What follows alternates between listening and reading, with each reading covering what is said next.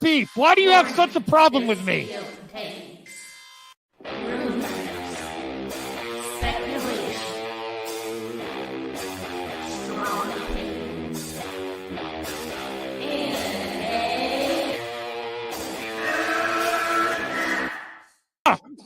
Can we get the real Andy? I would prefer the real Andy. Oh, let's get the real Max. I'll take off my mask when you take off your mask, brother. Because who's your new favorite YouTuber, Ian, that wanted to be on the show with us?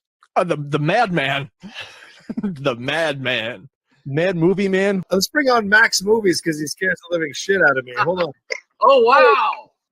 Mad Max says, I think you should apologize. Right? I'm sitting here in a goddamn torn down pool house. I don't even know who the you pool are. house is torn apart. Okay, it's torn apart because I'm remodeling on my $70 webcam. Okay, I'm no better than you.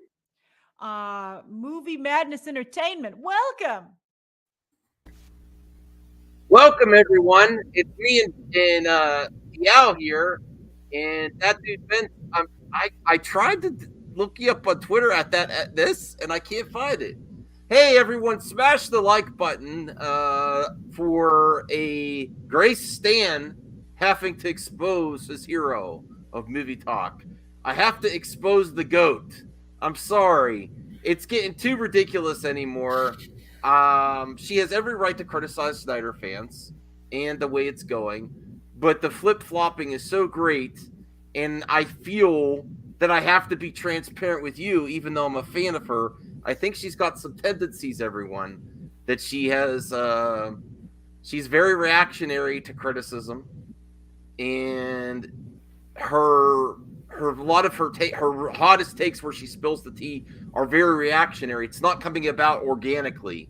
Like I feel, and I'm going to do a clip out of this.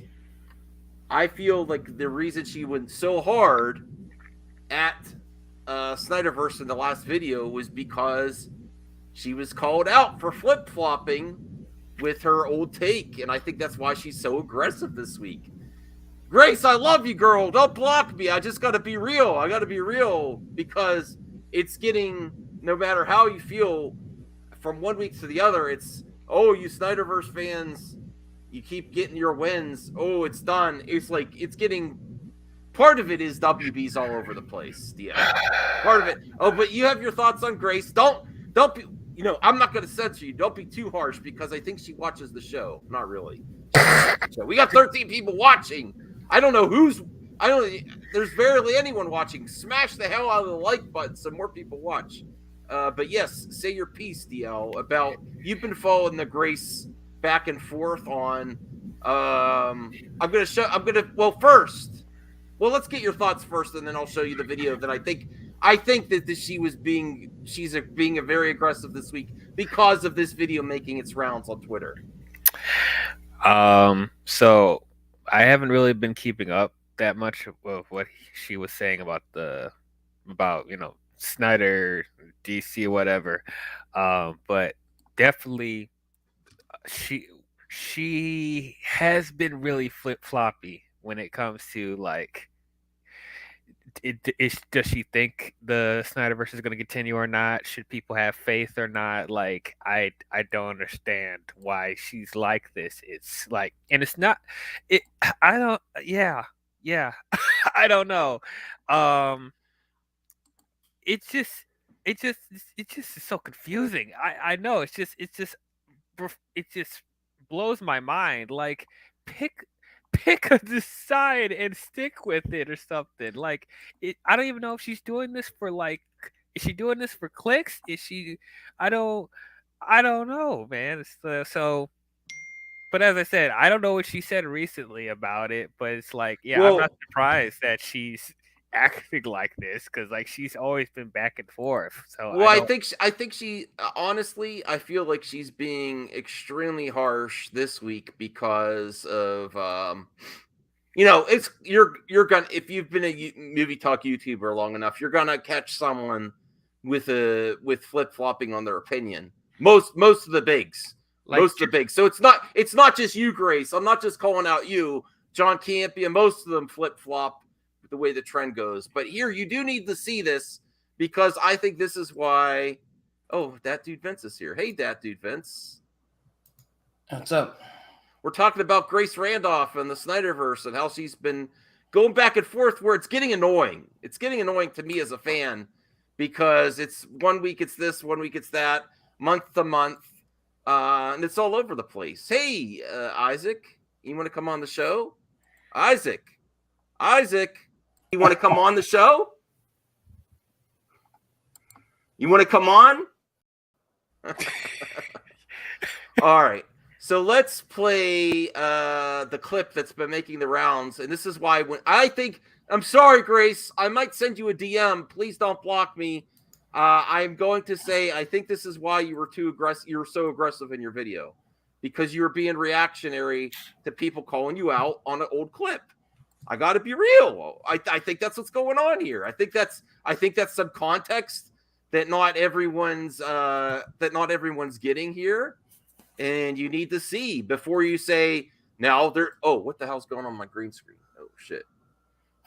Okay. Oh, that's a real wall. Don't forget that. I'm in front of Batgirl's. The Batgirl brick wall. But this is some context everyone needs to see. Let's bring it up here. Someone sent me a longer clip on Twitter. All right. And let me know in the comments section. Hey, Rhea. Hey, girl. Hope you're having a good night. At the gym.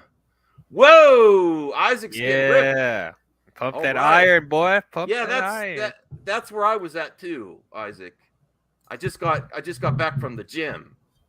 Bro, I've been eating pizza all day. I wish I was you, man. We'll take some ibuprofens and get on the show, RJ. No, I'm just saying. If you really feel like you can't, don't come on. But we would love to have you. We're having a nice casual stream tonight. Not too serious. Not too serious. Okay, so let's watch this. And you've seen this yet, DL or that dude Vince? This looks like an old video. It is an old video. When did this come out? To be fair, Snyderverse fans got this, clipped it, and spread it around Twitter. And I think she's salty about it. I honestly do. I mean, Grace, don't care what people say. They're gonna bring up clips, but I that's why I think a lot of her hot takes in the video were a little overboard, considering this is what was happening just the other day, right before she made the video. And I'll be real, I follow Mikey and Sil, and they do a lot of scoops, and a lot of times she does a video right after to try to prove them wrong a little bit. So this is what my sources are saying, Well, look, if her opinion changes, that's fine. But that's the thing about not just her, but other scoopers that talk about this. It's like they act like they have amnesia. And we're gonna, like I said, they bring up older videos where they say something different, and then later on when they contradict what they're saying, it just doesn't make them feel legit. It's like they forgot they said this earlier. They have receipts, man. Be consistent. Or, like I said, if your opinion changes about something, say that at least. Yeah, you're making yourself look kind of foolish. So, everyone in the chat and DL too, do you think this has something to do with why, she went a little aggressive yesterday in her video? That's all I want to get. Let's watch this first. Only 24 seconds. The biggest problem with this film is it's the creative team behind the camera. I think Zack Snyder and David Goyer need to go. The biggest problem with this film is it's the creative team behind the camera. I think Zack Snyder and David Goyer need to go. It's only that. The biggest problem with this That's film. a really small clip. Okay. So that was from Man of Steel. Okay. So I'm not. It's not like a big gotcha though. It's not, honestly. It's not okay. I'll say that's probably the more consistent thing because she's never been a big Superman fan. To this day. She's still I don't really care for Superman that much. She even said, I even remember her saying. No, that, I know. Listen, RJ, I'm not trying to cancel her. I'm trying to say that I think she was overly aggressive in her video because she's being reactionary to people calling her out. But this is what the internet does. They get clips of you saying, not being consistent on a topic or movie. If you're a movie talk, bringing it out. And I don't think she liked it. And honestly, I think that's why she's going aggressive this week. And we're going to go to... Keep in mind, she praised the theatrical version of BVS, yes, not the ultimate cut, because she did not like the Superman stuff. So I'm like, God. Okay, anyway. No. There's no problem, Murdoch J. I'm just giving you more context as to where she was going this week and my opinion of what she's doing right now and the inconsistencies that it's getting frustrating for me being a fan. I've seen her go back and forth on certain topics, but not this consistently all over the place. And I also said the scoop game, the reason sometimes scoops are all over the place is because WB is all over the place. The scoops get crazier, the crazier the studio is, honestly. WB changes plans, doesn't know where they're going. They throw things against the wall. Hey, Dat Dude Vince, you're back. Okay, so this just was from, this is her tweet from March 11th. Where she's flip-flopping again. And here we go. And then we'll get to some other topics. You crazy Snyderverse fans, how you managed to stay alive is incredible. Fire. I now hear that Batfleck does not die in the Flash film after all. At least not the most recent cut. June 2023 and a Discovery merger is a long path indeed. We'll see what happens. So that was not that long ago. And now she says it's not going to happen again. And this is back right after, like a couple months ago, when she made this video. And we're not going to watch the video. We're just going to look at what's highlighted in the screen here. Hold on a second. As I've told you with an update, the Flash Batfleck's final appearance. Old footage of Cavill used on TV. New Justice League formed. Supergirl's the new Superman. Keaton working as Black Canary. Picks Batgirl as the new Batman. This is the new DC. Let's be open-minded and give it a fair shot. So she's positive about it. And then yesterday she said they should probably shelve it. Okay, well. Okay. Yesterday she said in a video they should probably shelve it. She is all over the place with this topic. I'm sorry. Wait a minute. Okay, so I'm trying to understand this. This was from January. She did a video on the new DCEU slate. Right. And she's talking about, well, first off, she said Batfleck's final appearance. Now she says, oh, wow, Snyderverse fans, you keep it alive. He's not going to go in this movie. And then she's saying, give us a fair shot. Let's be open-minded. They have a plan. And now she says they should shelve it. What do they shelve? What do you mean shelve what? Shelve what? The DC, the movies they filmed already, some of them. She's like, it's not going anywhere. They should shelve it. She's saying like shelve like Flash and Aquaman and stuff like that? Well, not Aquaman, but yeah, like some of this other stuff. Okay. No. I mean, this is where it's becoming frustrating with her breakdowns. I usually really enjoy what she does. I am getting frustrated, and it's not just.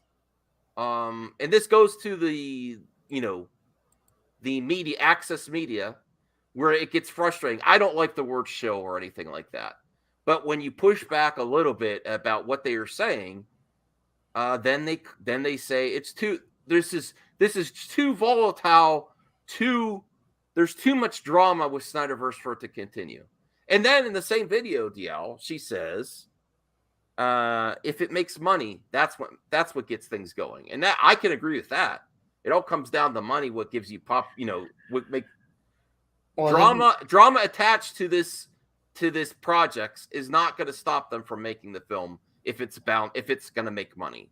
Didn't they already spend like $200 million on the Flash or whatever? Like, yeah, they're not going to shelve that. I'm just exactly. Yeah, it's getting frustrating. The inconsistencies all over the place, and it's rapidly week to week. It's different. Did that she was say just why why they should shelve it? Like, is there a specific reason, or because of the recent the articles that came out about how Zaslav is being aggressive, and the changes at DCU, making DCU Studios, making it a vertical, making its own thing, and how now they kind of want to tie things together. I mean, they could do that after. That's millions of dollars they'll be like throwing away if they just scrap any of the movies at this point. So it's kind of too late at this point. Hey, Ben Workman. Hey, if you haven't already, please thumbs up the video. So that's all I had for the main topic, is just my frustration and what I think is really going on with Grace. And I think she's being reactionary and somewhat salty. I'm sorry, Grace. I think you didn't like being called out with that video, even though I think it's a nothing burger. I don't think, who gives a shit if she said Zack Snyder should be let go after Man of Steel and then she became a fan later on. I don't care. But you got to, if you're going to be in this industry and people bring stuff like that, let it roll off your shoulders, Oh, well, okay. I like him now. What difference does it make? I interviewed him. You didn't. Right? Yeah. Where I think this is affecting, it's affecting her commentary a little bit. I really do. Because she's being called out. So now there's too much drama now because she was called out on that the day before. Is that worthy to bring up if she was called out on that the day before and then she makes a video? Oh, it's not going to happen. There's too much drama within it. I think there's some conflict there and overly biased commentary there. Yeah.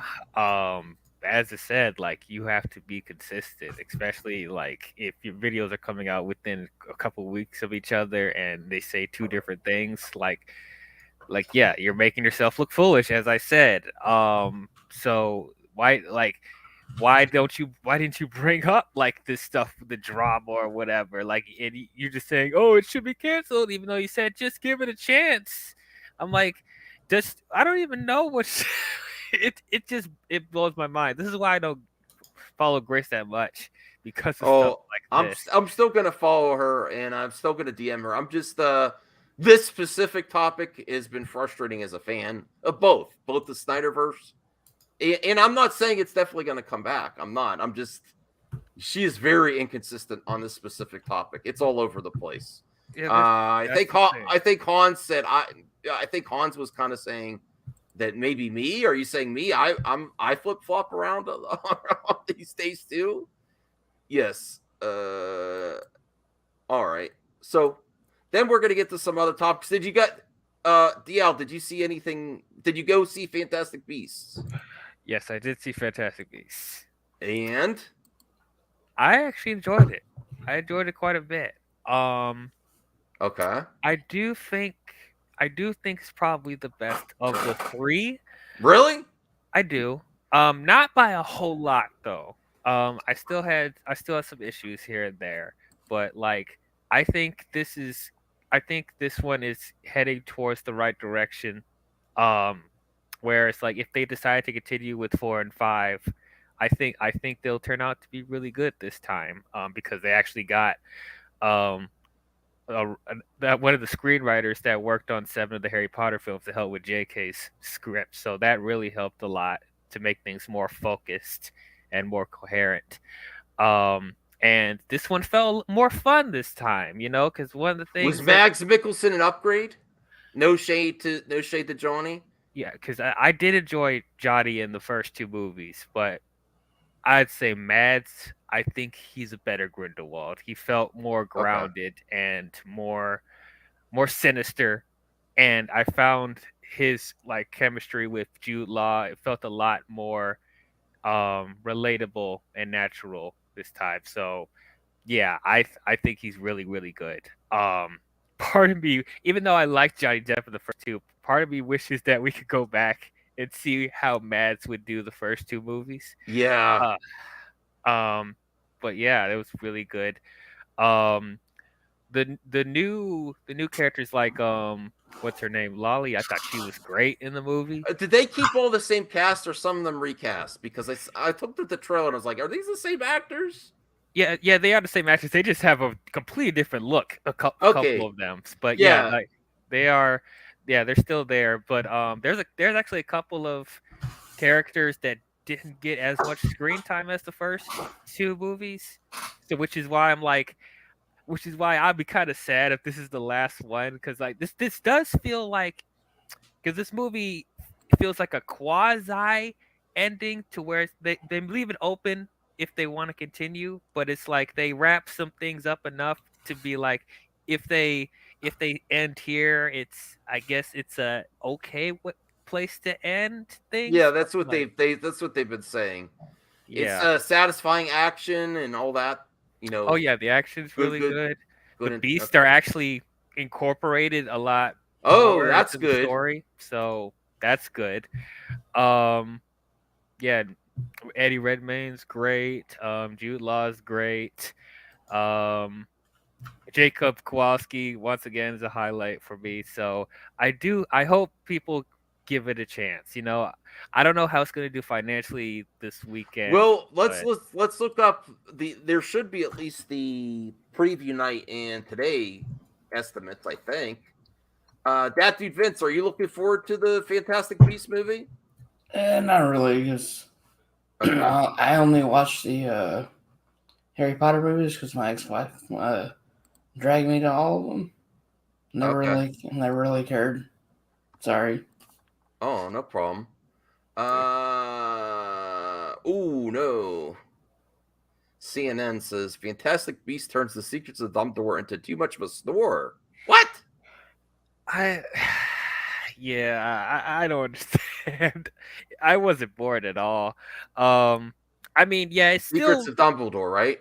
Secrets of Dumbledore, yeah. I want to see the box office of Dumbledore.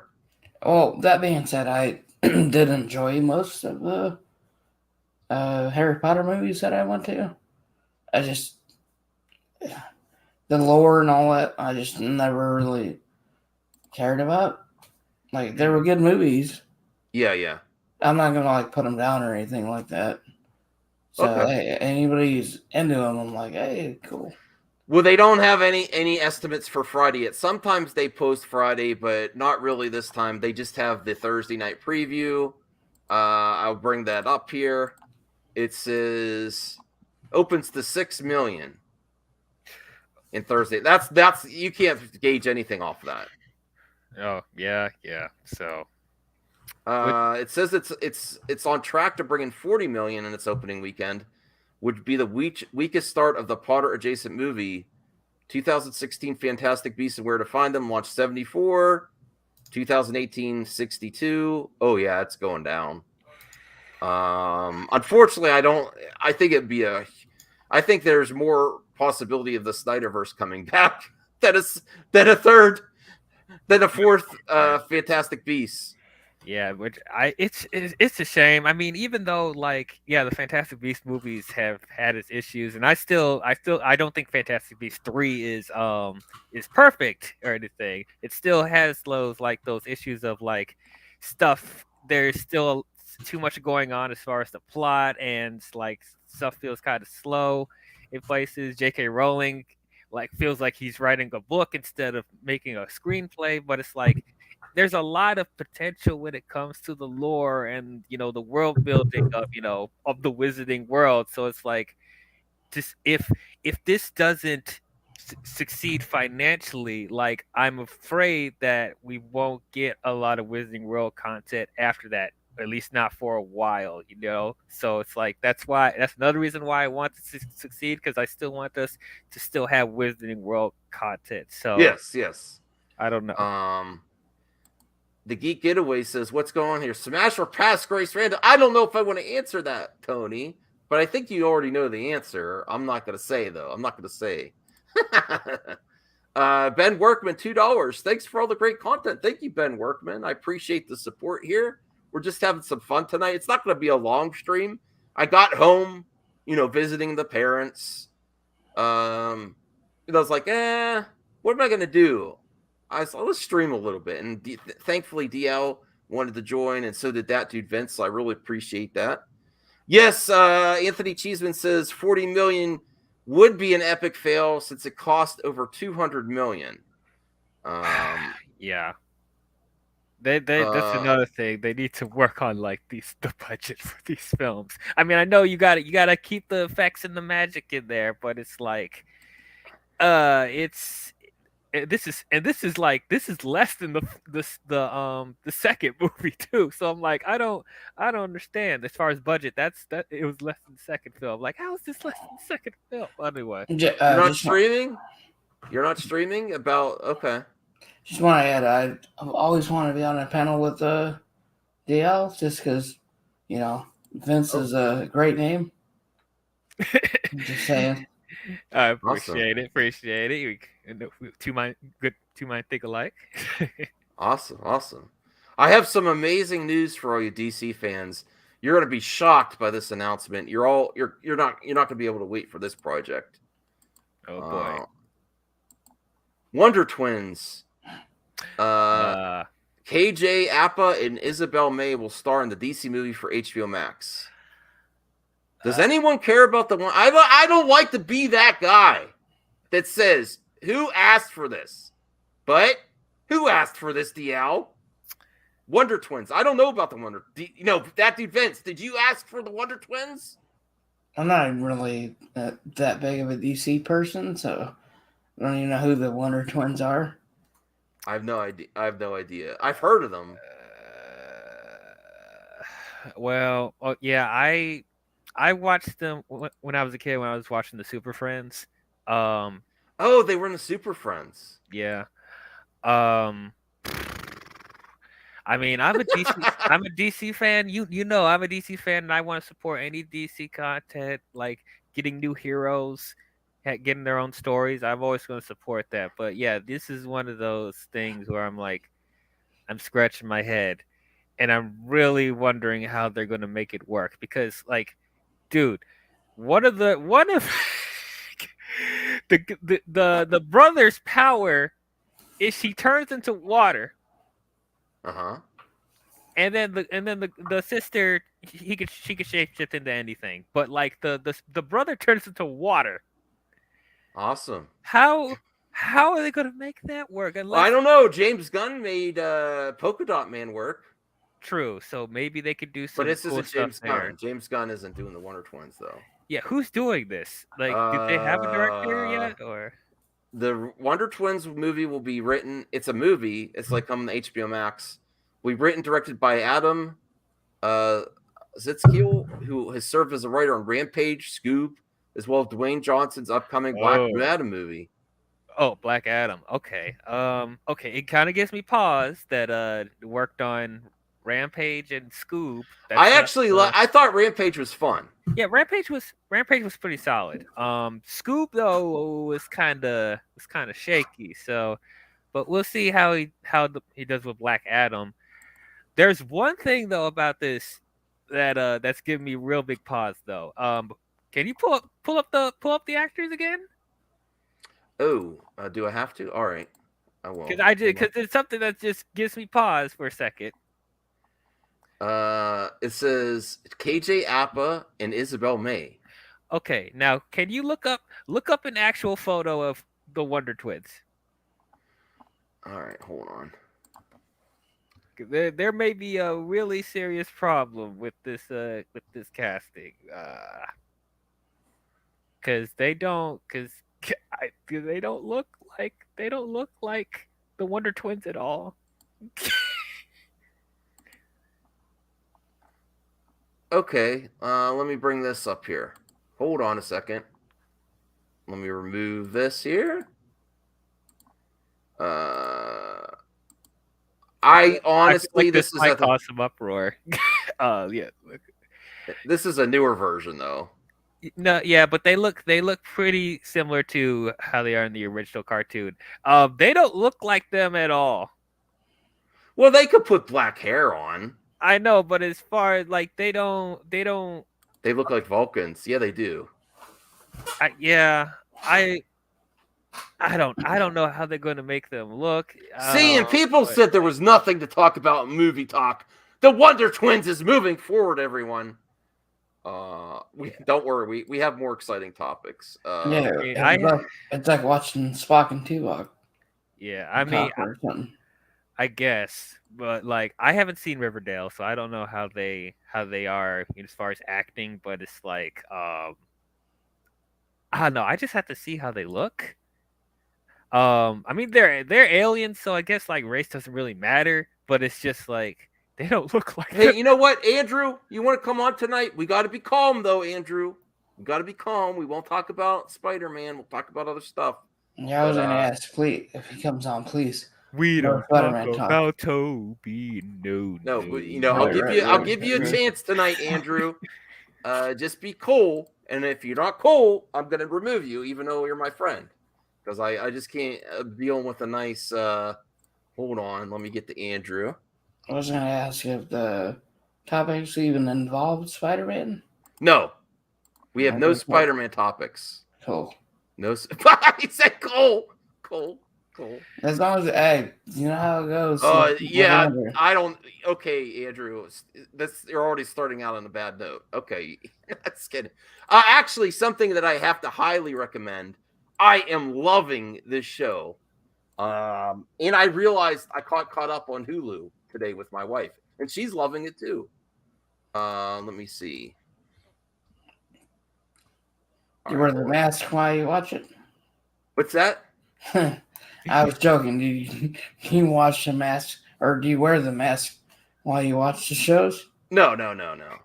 I was thinking about going to movie theaters to do that, like reviews, but I was like, And they'd probably let you. In this environment, they'd probably let you. Oh, wow. It has a good score, too, on Rotten Tomatoes. Yeah, I am going to. Are you going to get your ass on here, Isaac? We're going to talk about that. Talk about the bat suit. Yeah. Bat suit? Okay. But I would highly recommend this. And Young Rock, especially season 2, is getting so good. It's like one of my favorite sitcoms ever now. And I am like a casual fan of wrestling, DL, but it has so many Easter eggs for wrestling fans there. And this last episode was just so great. I don't want to give spoilers, but he finally got the call to like audition for Vince McMahon, the WWE, and it's just so good. It's so much fun. They have three versions of Young Rock when he's growing up, and his family, and his father, and his grandmother, and it's just so much fun. And Rock does really great in it too. But look at that tomato rating. Audience score is pretty good. Highly recommend it. We're not talking about Snyder stuff. We're talking about the Young Rock. It's Jarbo's favorite TV. I didn't know that. Hey, Ashley. Hey, Ashley. Yeah, I missed it. I didn't even know when it was coming on. So it's Would you have Hulu? I do not have Hulu. Oh, okay. Yes, yeah. What's on Hulu? Yeah, I'll probably borrow somebody's Hulu and watch it. But I heard good things about it. And yeah, I'm a wrestling guy, so I think I would pick up on. Oh, it's so much fun. I don't know why my wrestling friends aren't watching it. Like Brian, Josh, Aaron, I have to ask them, are you watching Young Rock? Because man, that last episode, I'm like, you know how like you're catching up on a show and you think there's more? And you're like, no, that's the last episode. I'm like, damn it. I really want to see what happens next. So, that dude Vince, are you a wrestling fan? I was in the 90s. Well, yeah, then you would like the show because you don't have to be a hardcore. Yeah, it's fun. It's fun. I was gonna say, speaking of Josh, you know, he's like constantly streaming the new wrestling game, and that makes me kind of want it. Yeah. Looks pretty cool. No, I want to get it when it's on sale. I'm gonna wait till it gets cheap. I need to get a game system first, but yes. Oh, you don't have any game system? Not at the moment. Not a good PC? Oh, bruh, I don't even know the first thing about how people do PC stuff anymore because they do a whole bunch of upgrades. Oh, like that. Degrassi says it's on NBC too. I believe you can watch it for free on Peacock. Oh, okay, I have Peacock, so I watched that. Degrassi, do you like it as well as I do? Like, I'm really loving it, especially the second season. You know, the first season. It's on the second season already? Yeah. Oh my gosh. All right, so let's get to. Oh, well, I'll save that for later. Let's talk about the Flash and the bat suit. I know people have covered this already, but I didn't really get to look at it yet. Is it from the Flash or Batgirl? I think it's from the Flash. Okay. Okay, so here is the article on JoeBlow.com, and it says the Flash. Could this be Michael Keaton's new bat suit? Now, the original, the leak that came out a few months ago, I wasn't really hype on. He looked a little droopy, like it looked like baggy pants. I'm like, why is Batman wearing baggy pants? Yeah. But this image is legit. I like this image. Okay. Let me bring this up here and let me make it bigger. Hold on. It's on Twitter. Hold on a second. Oh wait. Young Rock is all right. Certainly well made. Oh wow, I pumped it all up and oh yeah, great. I'm worried. I'm worried that Isaac isn't going to be available for movie talk because he's getting ripped. Mm-hmm. I don't know. That's gonna conflict. Hey, I got to have talk with my assistant. Working out and getting healthy is going to conflict with your MME schedule, dude. I don't know.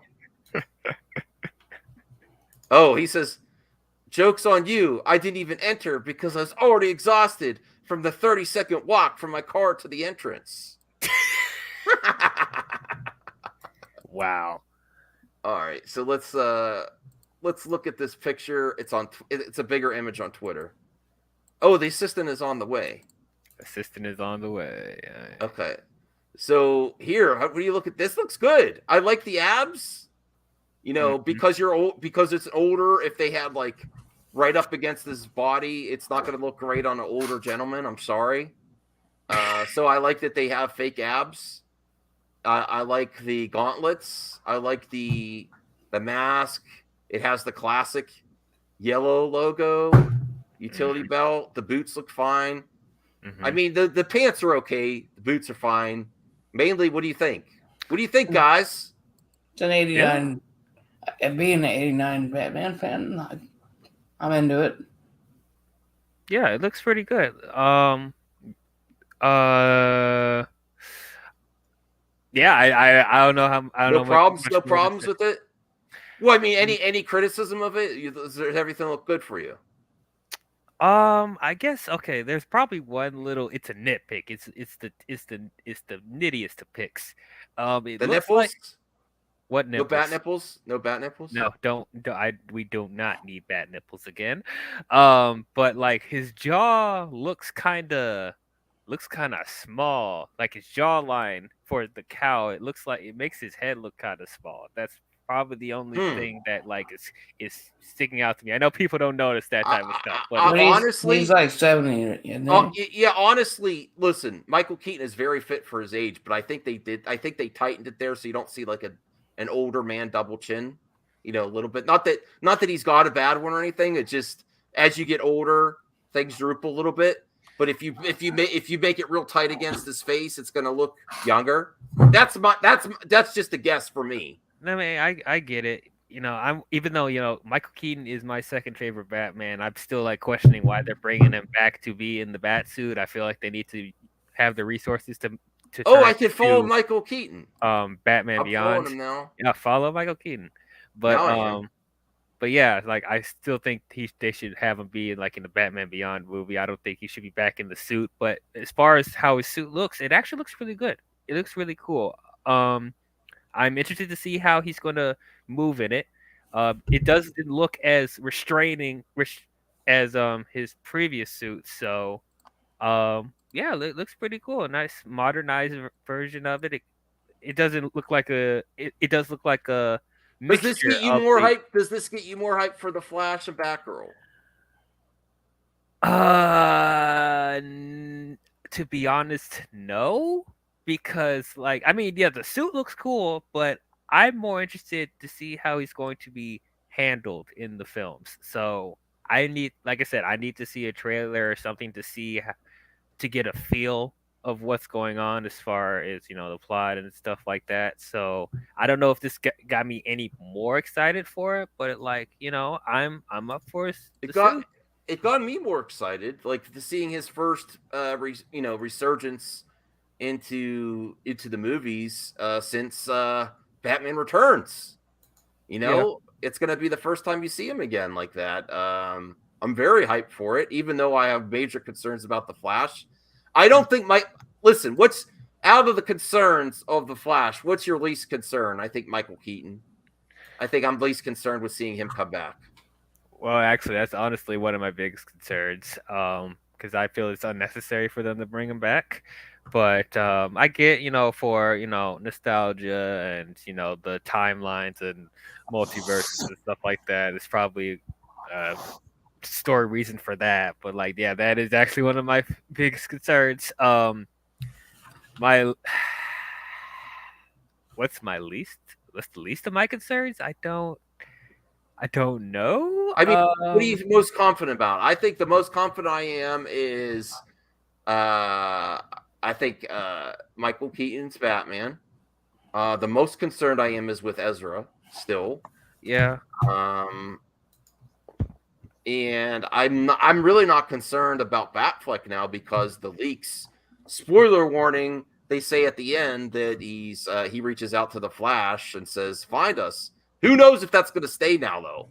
Who knows if that's going to stay? I don't know. All right, so Murdoch J says the only nitpick he has is the belt isn't yellow, but Keaton still looks good as Batman. Alex. Axel, I'm just kidding. Axel, what do you think? Did you really just switch letters around? Is your real name Alex and you switch it to Axel? That's no. I'm the truth. Oh, that dude Vince dropped out. The truth is, I am dyslexic. At the first few times that he was coming, I thought his name was Axel, and I kept messing it up. Oh, okay. I thought you were just messing with me. No, but after that, I just roll with it. But I still have problems with dyslexia. And that's why a lot of my thumbnails, I miss I miss stuff, and I'm like, I thought it. No, yeah. So, what's your thoughts, Axel? On the bat suit, I don't know. It just looks like that Travis Scott cosplay. It's giving me that same vibe. Travis Scott? What? Yeah, when he dressed up as Batman. Oh, the brown bats. Yeah, the brown suit. Like, what are you talking about? Show me proof of that. I don't know what you're talking about. Oh my god. Oh yeah, an image. Wait, I'll send it to you. This looks amazing. The brown. This looks like it's really him in the suit too. It doesn't look like it's a stunt double. I think that's his chin. Yeah, it looks. Yeah, that looks like. And he looks svelte. He looks slim. Looking. I think it actually looks better than the first suit for him. If you had to pick one, which would you prefer? Besides him being older now, that dude Vince is back. What would you pick? The '89 Batman or this suit? I would pick this suit. Well, what about the Batman Returns one? I mean, yeah, the suit's good, but like, I don't know. Oh yeah, I sent it. I sent it to you. The Travis. All right, I still really like his Batman Returns suit. That's probably my favorite of his. But like I said, I have to see how he moves in this suit for me to get actual opinion. Oh, you're crazy. You're crazy. Let me bring this up here. That doesn't look like. Oh my god, it is. It's hilarious. No. Yeah. Oh my god. It does. Yeah. When I first saw that, I was like, all right, I see like your 6-pack a little bit. Chocolate Batman. Yeah, that's what he was. Oh my god! Why was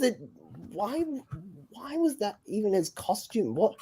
Why did he make the costume brown? I don't get it. Yeah, it looks like a Hershey's bar. I don't know. And I was actually going to step out. I was messing around with my camp settings and stuff, but I wanted to say, hey, good night, guys. Been up way too long, so I have to get out of here. Oh, you're gonna get some rest? Yeah, I work overnights, and I've been up since like last night. So yeah, get your rest, man. We know how that is. Yeah, good hanging out, and I'll probably still watch, but see you guys later. All right, take care of that, dude, Vince. See you later. See you guys. All right. What was the cat at the end? Okay. Everyone says 92 suit is gorgeous. Yeah, Batman Returns. For 89.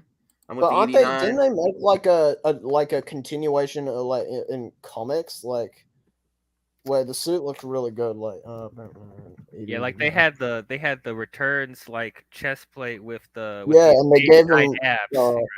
Yeah. Oh, and they gave him like a purple like cape. Well, I don't think he's hard up for cash. It's just when you're relevant, you keep doing work. People offer to you, take it. He's healthy. He's got a resurgence of his career. Why not?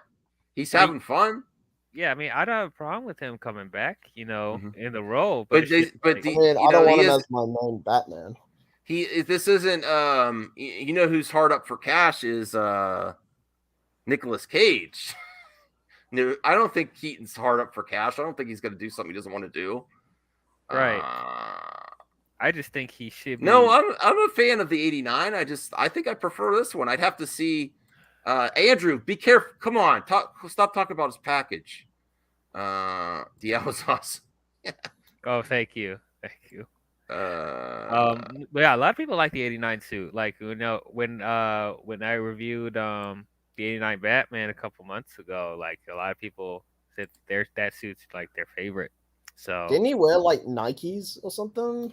Yes, they modified the Nikes to make it look like the boots. They had like the yeah. All right, well let's go to this next topic here.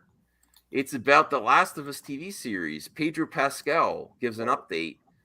The Last of Us TV series says Pedro Pascal says show is made for people that love the video game. That's not a lot there, but let's read this quote here. I'm more excited for. Let's also go around. Are you more excited for him to do this series or come back to The Mandalorian? I'm more excited. Me personally, before I read this quote, I'm more excited to see what he'll do in this new series. I think it's going to challenge him more than The Mandalorian. But I'd love to hear from you, DL. So I never played the game, so pretty much it's like a post-apocalyptic some type of like zombie, scavengers, people trying to survive, almost like The Walking Dead with people going at each other. World War Z, like the video game, and holy crap, it's so fun. I hope this is good because I think video game movies starting to get better in quality slightly. So, but like as far as the premise, it's gonna have to do a lot to stand out because it's in a there's other movies and stuff that have a similar premise like A Quiet Place and other zombie stuff that's come out recently. So like it'll have to do a lot to stand out. But I hope this is good, and I hope Pedro is good in this. It's a show, right? Yeah, it's gonna be HBO Max, post-apocalyptic. I think it's gonna be very interesting.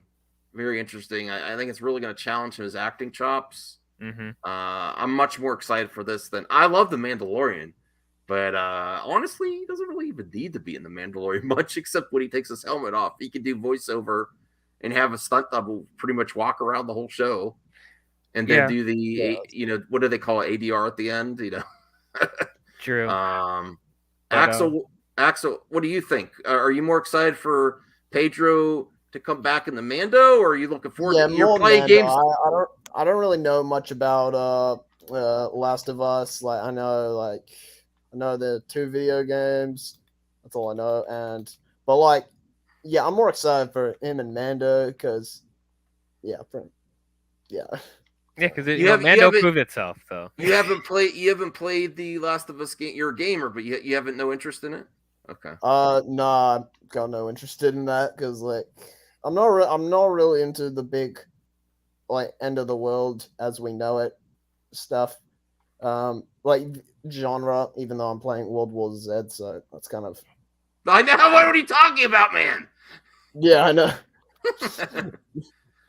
Ryan, hey Ryan, it's been a while. Nice to see you, man.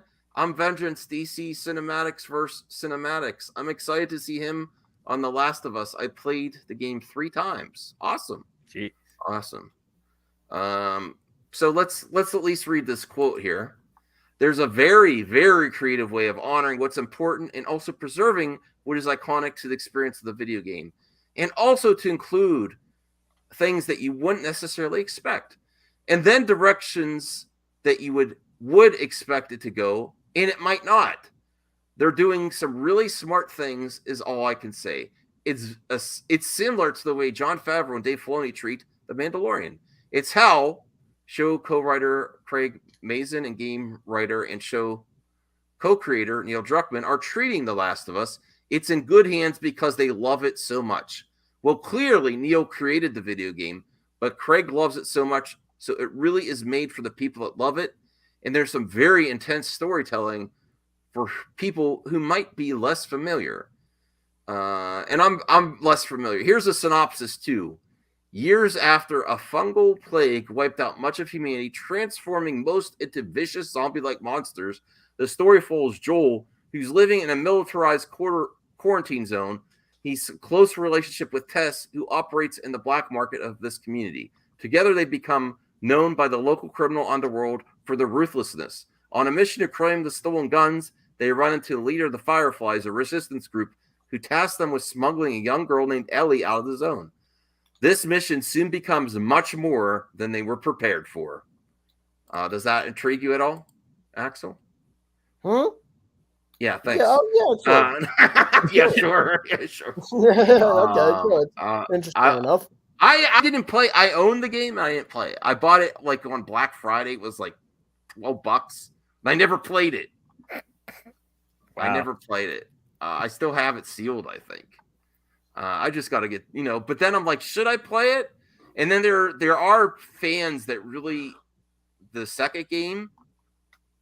Oh yeah, apparently. No, don't spoil anything. But I'm just gonna say it's not that liked. Well, because people like certain characters, and no spoilers, but it's not not focused on those certain characters as much.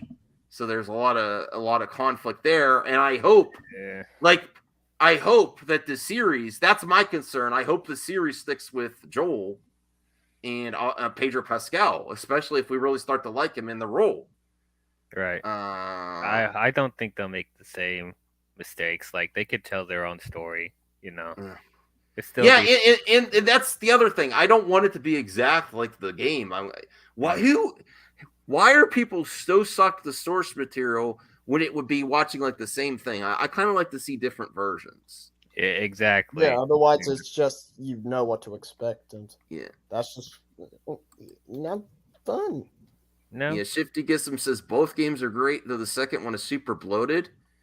Play it. I'm not good at gaming and streaming, Murdoch J. I've tried to. I can record games while I play, and I'm not as good as a gamer. I think I'm a decent gamer, but I'm not as good when I'm recording. Yeah, maybe Ray can give you some pointers. Who? I said maybe. Challenging me? No, I'm not challenging you. What'd you say, DL? Oh, I thought maybe Rhea could give you some pointers. Oh yeah, she's definitely much better at gaming and talking. Very good storytelling in both. I doubt the show will be able to live up to either. Different is good. Yes. Different is good. I mean, thank you people for watching on a Friday night, late on a Friday. I don't even think many people are streaming right now. Can you like the video and help us out here? We got 39 people watching. Can we get some likes here? It really helps the show. It's really been helping MME reach more people. It really has been. I'm not lying. Okay, so this is I'm really excited about, but I don't think you guys are going to know what I'm talking about because I'm super hyped. Actually, Matt Jarbo would be great to have on this because I think he likes Kids in the Hall too. Any Kids in the Hall fans? You don't know what the hell I'm talking about. No. What are you talking about? Kids in the Hall. What? It's okay. No. Okay, you know what Saturday Night Live is? Yeah. Yeah. You know what Saturday Night Live is, Axel? Yeah, I was on there once. No, you weren't. Yeah, I know. Well, this is like in the 90s, there was a Canadian show that's similar to Saturday Night Live, but it wasn't live, but it was all skits. they pre-recorded skits. It wasn't in front of a live audience, and there was it was mainly 5 guys. They didn't have any female on the cast, and then the guys played all the roles.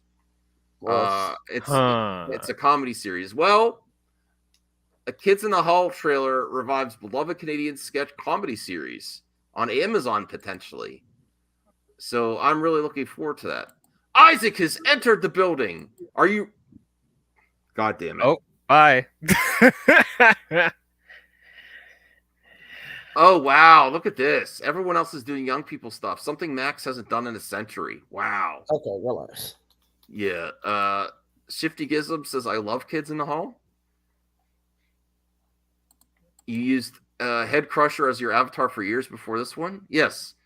Never watched Kids in the Hall. I have to actually go back and watch some of these old skits. It's going to be weird. It's really off the wall. It's like you either like it or you hate it. I think. So it's the Canadian version of All That. All that I haven't watched all that. What? No, oh, man. Who's in all that? Kenan Thompson and oh, okay. And I forget. There's a lot of people, and it was on Nick. But yeah, that's what I first thought of, like when he said, "Oh, it's like a comedy sketch thing, like Saturday Night Live, but it's for kids versions." I was like, "Oh, that's All That." Okay. I'll have to check that out as well. Mm-hmm. Especially because a lot of these sketch comedy shows, there's not many left. No. Even Key and Peele, that was years ago now. Yeah. Chappelle Show. I wish Key and Peele would go back to that because. Are you getting tired of Key's directorial stuff? It's getting stale. What is he direct? What is Key? What is Keegan? Oh, Peele. I'm sorry. Oh, Jordan Peele. Yeah. Oh, hell no. He only made 2 movies. Isn't he made like 4 now? No, he's produced a lot, but he only. I want to see him do something different than like a horror. I want to. I liked the first one. What was the first one called? Get Out. Get Out. I like Get Out. Yeah, I liked Us, except for the ending was kind of weird. Mm-hmm. I am interested to see how Nope is, but I'm with you. I do want to see him explore other genres as well. I think it'll be really interesting. But he's only made 3 movies, so I'm still like on this horror trade right now to see how it does. Okay. Well, that was exciting for me because I hope they come back. Oh, wait. Here, let me bring this back up. Hold on a second. Okay, we've been investing in Canada for several years and are excited to add to the momentum by making The Kids in the Hall the first Canadian Amazon original series. The Kids in the Hall is an iconic show with a deep-rooted fan base. Several of our global hits, including The Boys, Tom Clancy's Jack Ryan. Oh, hold on. Isaac, are you there, brother? What's up, Grandpa? Are you getting ripped? No. I'm just there MME. I'm just kidding. Oh, wow. Muscle Madness Entertainment. Thank you, that dude Vince. $1.99 that says Max is old. Yes, I see no lies old. here. I appreciate the support, even if you're calling me old fogey. I'll take it. Thank you for the $1.99. I appreciate that dude Vince. So Isaac, explain to us what Kids in the Hall is. I have no idea what that is. It's old people Canadian humor. Oh no. But the thing is Canada real? Yes. We have some friends from Canada. I mean, some people think Australia doesn't exist. No, Australia exists. I've seen kangaroos before. So Axel, if we visit Australia, are you gonna hook us up? You gonna take us around? Yeah, okay. You can. Yeah, okay. Yeah, sure. I can show you around. I don't know where you guys will stay. I'm not. Whoa! Can you show us Hugh Jackman? Hugh Jackman. Hey, he lives in New York. I'm pretty sure. As long as you're of age, and it's if you were visiting, if you were visiting the States, I'd give you a place to stay, the couch next to Callie. Oh, the dog. Yeah, you get to sleep by the dog. What are you trying to say, Max? You too, Isaac. Your couch is open to all of you next to Callie. I'm not sleeping next to the dog. I'm not sleeping next to the dog. Why not? Can't we sleep next to you? First of all, my wife sleeps next to me. What the hell? when Putting all we people in a hear bed? from your end is that like, is no, Are I you don't want wanna- to sleep with me and my wife? That's really no, No. Isaac. Hey, you're the one that's taking it dirty. I'm trying to. No, I'm not just saying saying a that sleepover. sleep- Oh crap. No, Feel sleeping away. next. Not mine. Yeah, I said you get the couch, and you're like, well, why can't I sleep next? Because my Well, wife's okay. there. What's damn it. nastier, sleeping with the dog or sleeping with the human? I mean, What? well, who do you want to sleep with? I plead the fifth. I mean, sleeping like. What are you guys talking about? Was that I don't know, Grace? I don't know what's going on. I don't know. Max is making it R-rated. You missed the Grace topic like a while ago. Oh, thank God. I guess I can put. Wait, no, that's not. I was very disappointed. I thought Axel would be like, yeah, guys. Oh, wow. Still hot. This is Gregory Randolph. Gregory. Gregory Randolph. Oh, holy shit. Oh my God. That looks like Grace's cousin or something. I don't know. I didn't even realize that was. I was really disappointed that Axel was like, "Yeah, I'll hook you guys up when you come to Australia, and we'll have fun. And, like, yeah, you got a man. place to stay. I'm rich. No, he's like, yeah. Are there a lot of I'm not snakes rich. there? You'll have to find somewhere to stay. Rich. Yeah, right. Yeah, I'm not fucking rich. All right, Isaac. What in the world? What in the world? Yeah, you said you wanted to sleep next to me. What the hell, man? Well, it's a sleepover. Yeah, it's a slumber party. Slumber party. Pajamas. Hey, Max, you're the one that's thinking about it weird. No, I'm I just said sleeping. I did not make it. You made it weird I because just want to my get some wife. rest. I said my wife is there. You want to sleep with me and my wife. I'm not suggesting anything more to that. I'm saying I just said I'm sleeping. I'm saying you guys are calling me if weird. you're sleeping next to me, you're also sleeping next to my wife.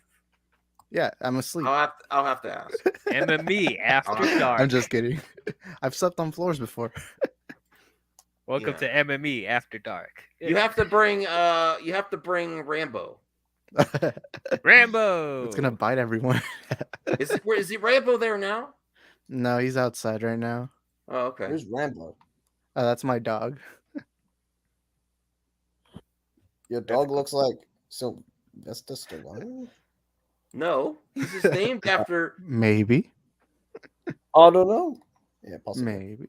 No, I told my that's dog not the other day that I'll I was. be I didn't real. say that. If I ever had one, that would be not my first pick. No offense, Isaac. Wow. So you're saying there's a chance? No, I'm saying. I'm saying Darth Scipio is suggesting things. I'm What, saying you if saying I Darth ever- Scipio I- would I will- I didn't say any Here's of a this. shocker. I've never had one. I'm saying if I ever would, it wouldn't be, no offense, Isaac. But you didn't deny it. You said I'm not your first choice. Oh, God. And I didn't Moving imply on. it at all. I Moving just said I on. wanted to Yeah. sleep. Moving on, please. Moving Please, on. Let's move on. Hey, Max Okay. brought it up. Hey, Anthony Chabot, you want to come on the show? We can have you on for just a little bit to talk about your VHS. Anthony, you want to come on the show? You want to come on? All right. Now you just got to talk about entertainment stuff. No What the talking fuck about was my that? other. No talking about our mutual friend. If I invite you on. But let me send you a link here. It's been a while since we checked in with Anthony. I want to see if he's got some new VHS. Hold on. I can't find you, Anthony, on Twitter. Are we gonna read Geekosity articles today? Yeah, well, we do have one. Yeah, I just found one on Twitter. Oh my gosh. It's Max's favorite thing to Anthony, tell Anthony you'll have to DM me on Twitter because I can't find you. Oh, Can't there find you your go, Twitter. Isaac. Someone else loves Morbius.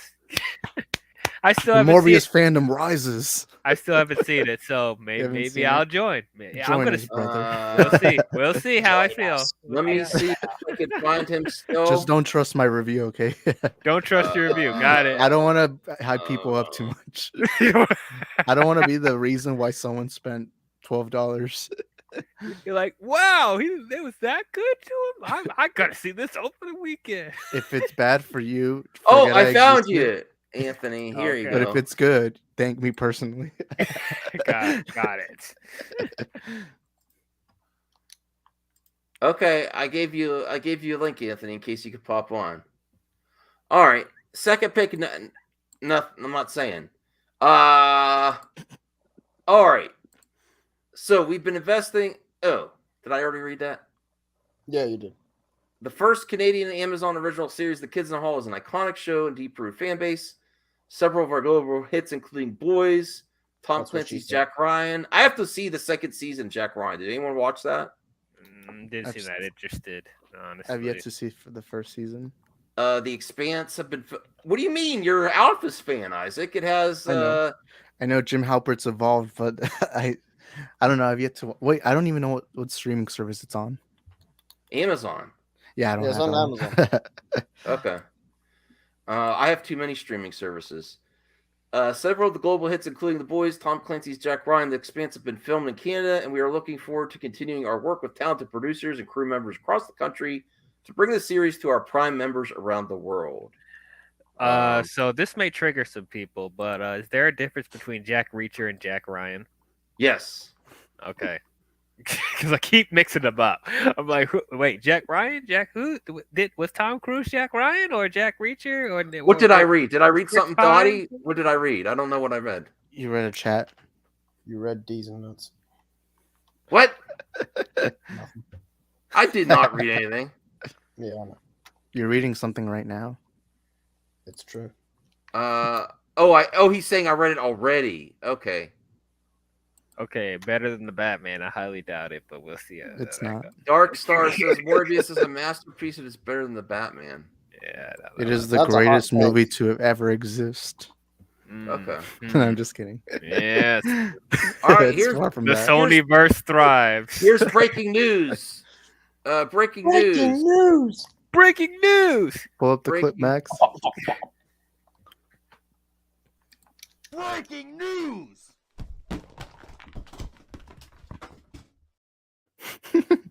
Was that it? Doesn't get old? Okay. It does not get old. It's perfect All right. clip. I wish it was a better quality. Just remake it. Hold on to your seats, everyone. Oh, are you ready for this?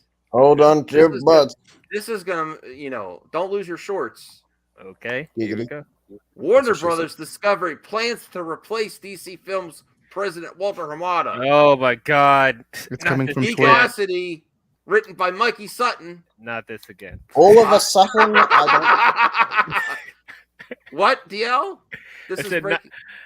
breaking news. This was breaking news for the past year. Like, no, like, does anybody believe this? don't. Yeah, gonna like happen all at of a this point? sudden, I don't care.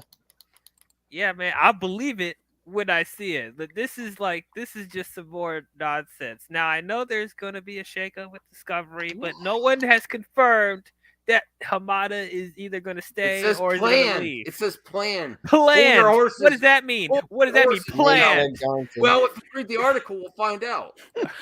I believe it. Well, Yeah, okay. I believe in truth. I'm also a big fan of justice. Oh Oh my God. God. You know what? I actually don't hate that line. Well, I hate it.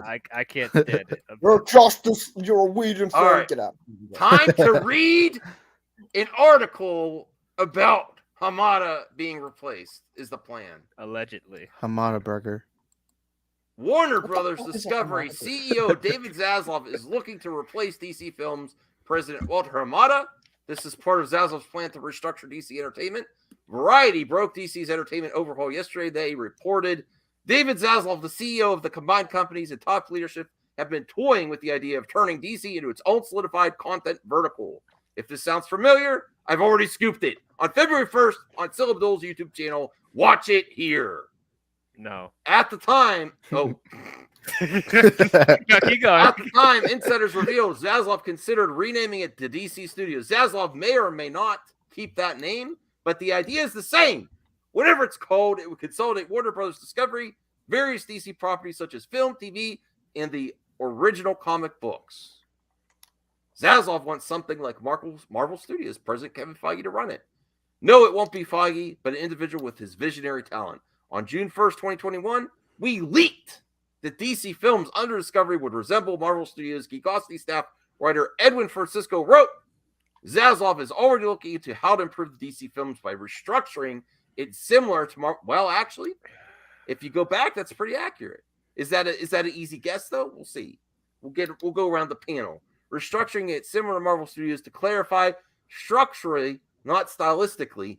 Basically, DC Films might have a central figure to be in charge of the movies and TV properties.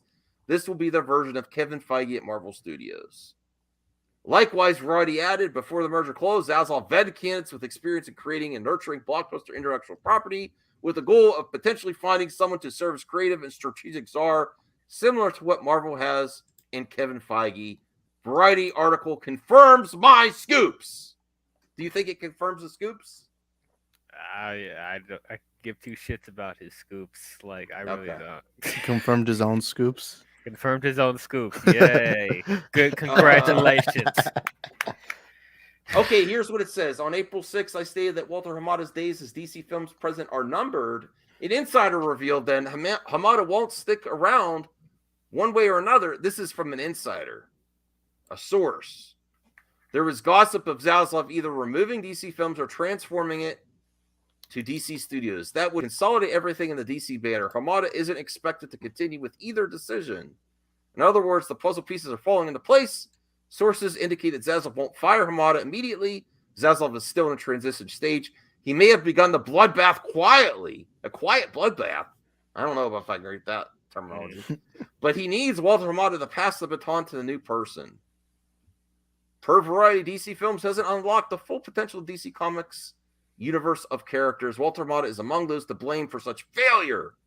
The road that leads to restore the Snyderverse lights up where once was only darkness. There you go. Well, I do have a question though. That's, people. I do some really good, exciting article reading here. I think I'm more exciting than most there. You're welcome. Honestly, yeah, you What made was it. that? You made it more exciting with your delivery. I'll give you Oh that. wow, thank you, DL. Yeah. Keeping you around. But here's a question for you. If they do DC Studios and Hamada moves on to something else, does that make it easy? And I might do a clip out of this. I keep saying that, but I never do it because I'm lazy. But I might do a clip out now. DL. Yes. If Hamada, not fired, but moves on to something else at Warner Brothers and DC Studios, they put someone else in place, does that make it easier for Ray Fisher to come back as Cyborg, regardless of the Snyderverse? Ray Fisher to come back. Yes, I think it will. If he's not involved with the DC films, then yeah, I think Ray Fisher would be more open. Breaking news: Ray Fisher's back. It's true. In my universe, How did this even switch up to Ray Fisher? Guys. All right. So No, I honestly listen. I honestly think this news, regardless of the Snyderverse continues or not, because there is. Let's be real. There is a definite need for a more representation. Yes. And there's in DC superheroes right now, when they have a great actor, and a great character of Cyborg to use, and like Raya said the other day, Super Pets is not cutting it. It's kind of offensive the way they treated the character. Oh my god! We need Cyborg back, Ray Fisher, and I think this is more and more likely. Not that even Hamada's going to get fired, just that they announce someone else new. That's going to be, you go directly to them, and that could easily be a thing where Ray Fisher could come back as Cyborg. I'll be so disappointed if we only got one film with Cyborg. I'm only worried that Bro Sarnoff, you're fired. I don't know where you're. No, I'm from another universe. It's where I I just saw the restored Cyborg. the Snyderverse, and yeah, it's pretty cool. I'm a male counterpart of Ann Sarnoff. My name is Bro Sarnoff, and yeah, Wonder Woman 3. Holy shit! I can't fucking do this. Oh, fuck. Holy fuck! Holy, Bro Sarnoff is. He just left. I don't know. Do we really need Fisher back? Yeah, Yeah, we need absolutely. him. Okay, he was one of the best of the Justice League. Yeah, I will say as far as okay, let's rate Zack Snyder's Justice League. Who did the best performance in that movie? I think it was Ray Fisher. Stephen Wolf. His name is Stephen Wolf. I'm just, honestly, Ray Fisher. no. He was Ray the heart Fisher of the was movie. Ray Fisher was the highlight of the film. The best acting. Yeah, I Ben agree. Affleck was kind of. going through the motions. He didn't do bad. He didn't do great. Henry I thought he Cavill was great. No, I know, I but didn't like he his did suit, much though. better. To my opinion, subjective opinion, he did much better in Batman vs Superman. Oh yeah. So I think he wasn't as solid in that one. Also because he was going through some shit. Gal was fine. Momoa was fine. Ezra was okay. Alfred was a baller. Yeah, but I think Ray Fisher gave the best performance, in my opinion. I What about Isaac. Mira? What about Mira? Did you like Mira? Mare was fine for the 2 minutes she was in it. Wait, What about who's the actress that what played about Mara? Willem? I don't remember. It was something. What was it like? I haven't heard anything about her. So I guess she's very quiet and on the news. I guess yeah, so. but So I you're haven't hearing heard stuff here and anything, there. so. What about Willem? When I saw Willem, I was like, "Oh yes, William Dafoe." Yes. Willem." Willem. Well, what do you think? What do you think, Isaac? Is if they do the plan, make a new person in charge, and Hamada's like does something different? He's not really the guy in charge of everything anymore. Does that make it easier for Ray Fisher to come back? Yeah, depending on who replaces Hamada. Like it depends who replaces Hamada. Like, that's all I would say.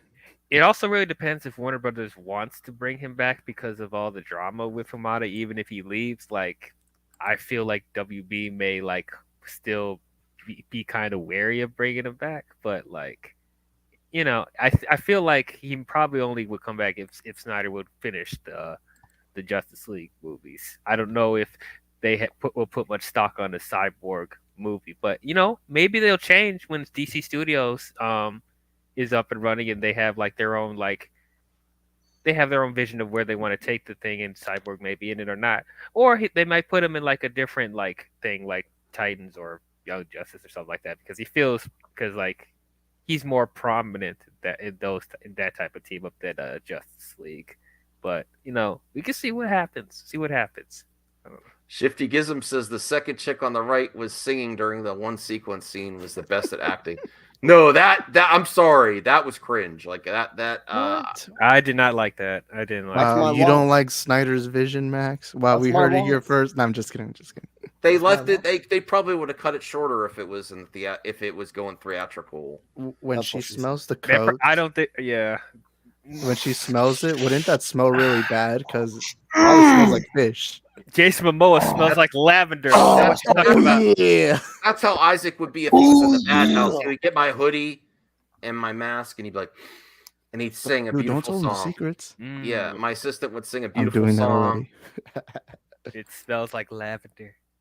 Okay, so Smells no like one's thinking Ray Fisher. This is really good for Ray Fisher. This news. I mean, we can't say that. Oh, this is really good. It's good. It's better for Ray Fisher. Yeah, it better. sounds like a It's better better. situation, but like we don't know how they're going to approach it. Even if Hamada's leaving, like does Warner Brothers want to return to the Cyborg character? We have to wait and see. We don't even know what their roadmap is yet. So Well, they do have. Why did I say that? Well, I mean, they do have Cyborg. Well, they do have Cyborg and Doom Patrol, and yeah, that Cyborg's garbage. That Cyborg is garbage. Yeah, I'm not digging his look. No. Does anyone have a picture of it? That's what she said. Giggity. Doom Cock Patrol. I meant Doom Patrol. Doom Cock Patrol. Ray Fisher is not a terrible actor. No, he's a good actor. I think he's Oh, you too fucking addicted get. to Oh, Marcus. I think he's too addicted to social media, but I think his acting is on point. Like as He was far the as heart I've of seen, Zack Snyder's Justice League. he's what? He's the heart of the movie. Yeah, that's what Zach said, and he Yeah. cast him in Rebel Moon. Yeah, man, I'm looking forward to seeing what he does in Rebel. Can't wait to see. Degrassi his says Rebel if Moon. it smells like a fish, make a wish. Ew. I can't wait to see his Rebel Moon. Giggity. But You mean Walmart Cyborg? No, that's the one in Doom Patrol. I'm sorry. No, we mean Target Cyborg. That the one No, dude, no, he nothing means against wish an actor. upon It looks cyborg. like he's wearing the Halloween costume. It really does. You know, you He mean does. yeah, man. I mean, the armor looks cool, but like, he got his I don't know. costume from a party store. And he looks too young. Like, oh. All right. Well, here's this. This is about Star Wars. This is Culture Crave on Twitter. Bryce Bay Dallas Howard. Oh, she is. I love Bryce. I love Bryce Dallas Howard too. I love her father more. Hey guys, I'm Ron Howard. Are you talking about my daughter like that? Yes, we are. Yes. You better be talking about my daughter in a nice way, or very nice way. There will be happy days. She's one of the finest redheads in Hollywood. Oh, DL. Woo! She is. And that is a giggity moment. I'm assuming DL is a big Jurassic World fan. I'm not, but she like She also her. directed great Star Wars episodes. She likes it. That's great. Yeah, Bryce does. I think she's going to be one of the best female directors in Star Wars. I didn't even. Yeah, no, I think that's a good start. I see her doing a lot more, and it's great that she's got to. She did both. She starred in movies with Jurassic World, and she's transitioning into directing. I don't know. She also as well. She's directed an episode or two of Willow. Great. That's good for her father. That's a great homage to her father, right? Yeah, I guess so. Ron Howard is her father. Yes. All right. Well, I'm Ron Howard. Says fans of the Clone Wars will be greatly awarded with the Ahsoka series. Hell yeah. Live action. What did she used to call Ahsoka used to call Anakin? Sky Guy. Sky Guy. Sky Guy. Like if they were together, she would say, "Yeah, you're stuck in me now, Sky Guy." I mean, fuck. Whoa, wait, what? Yeah, that is what she said. You're stuck in she me. Said, no. She said, "You're stuck with me." I said, "Okay, God damn it," because these are underage animated cartoons. This is I disavow. This is weird. Let me know. All right, let's move on. You guys watch some Star Wars Pano?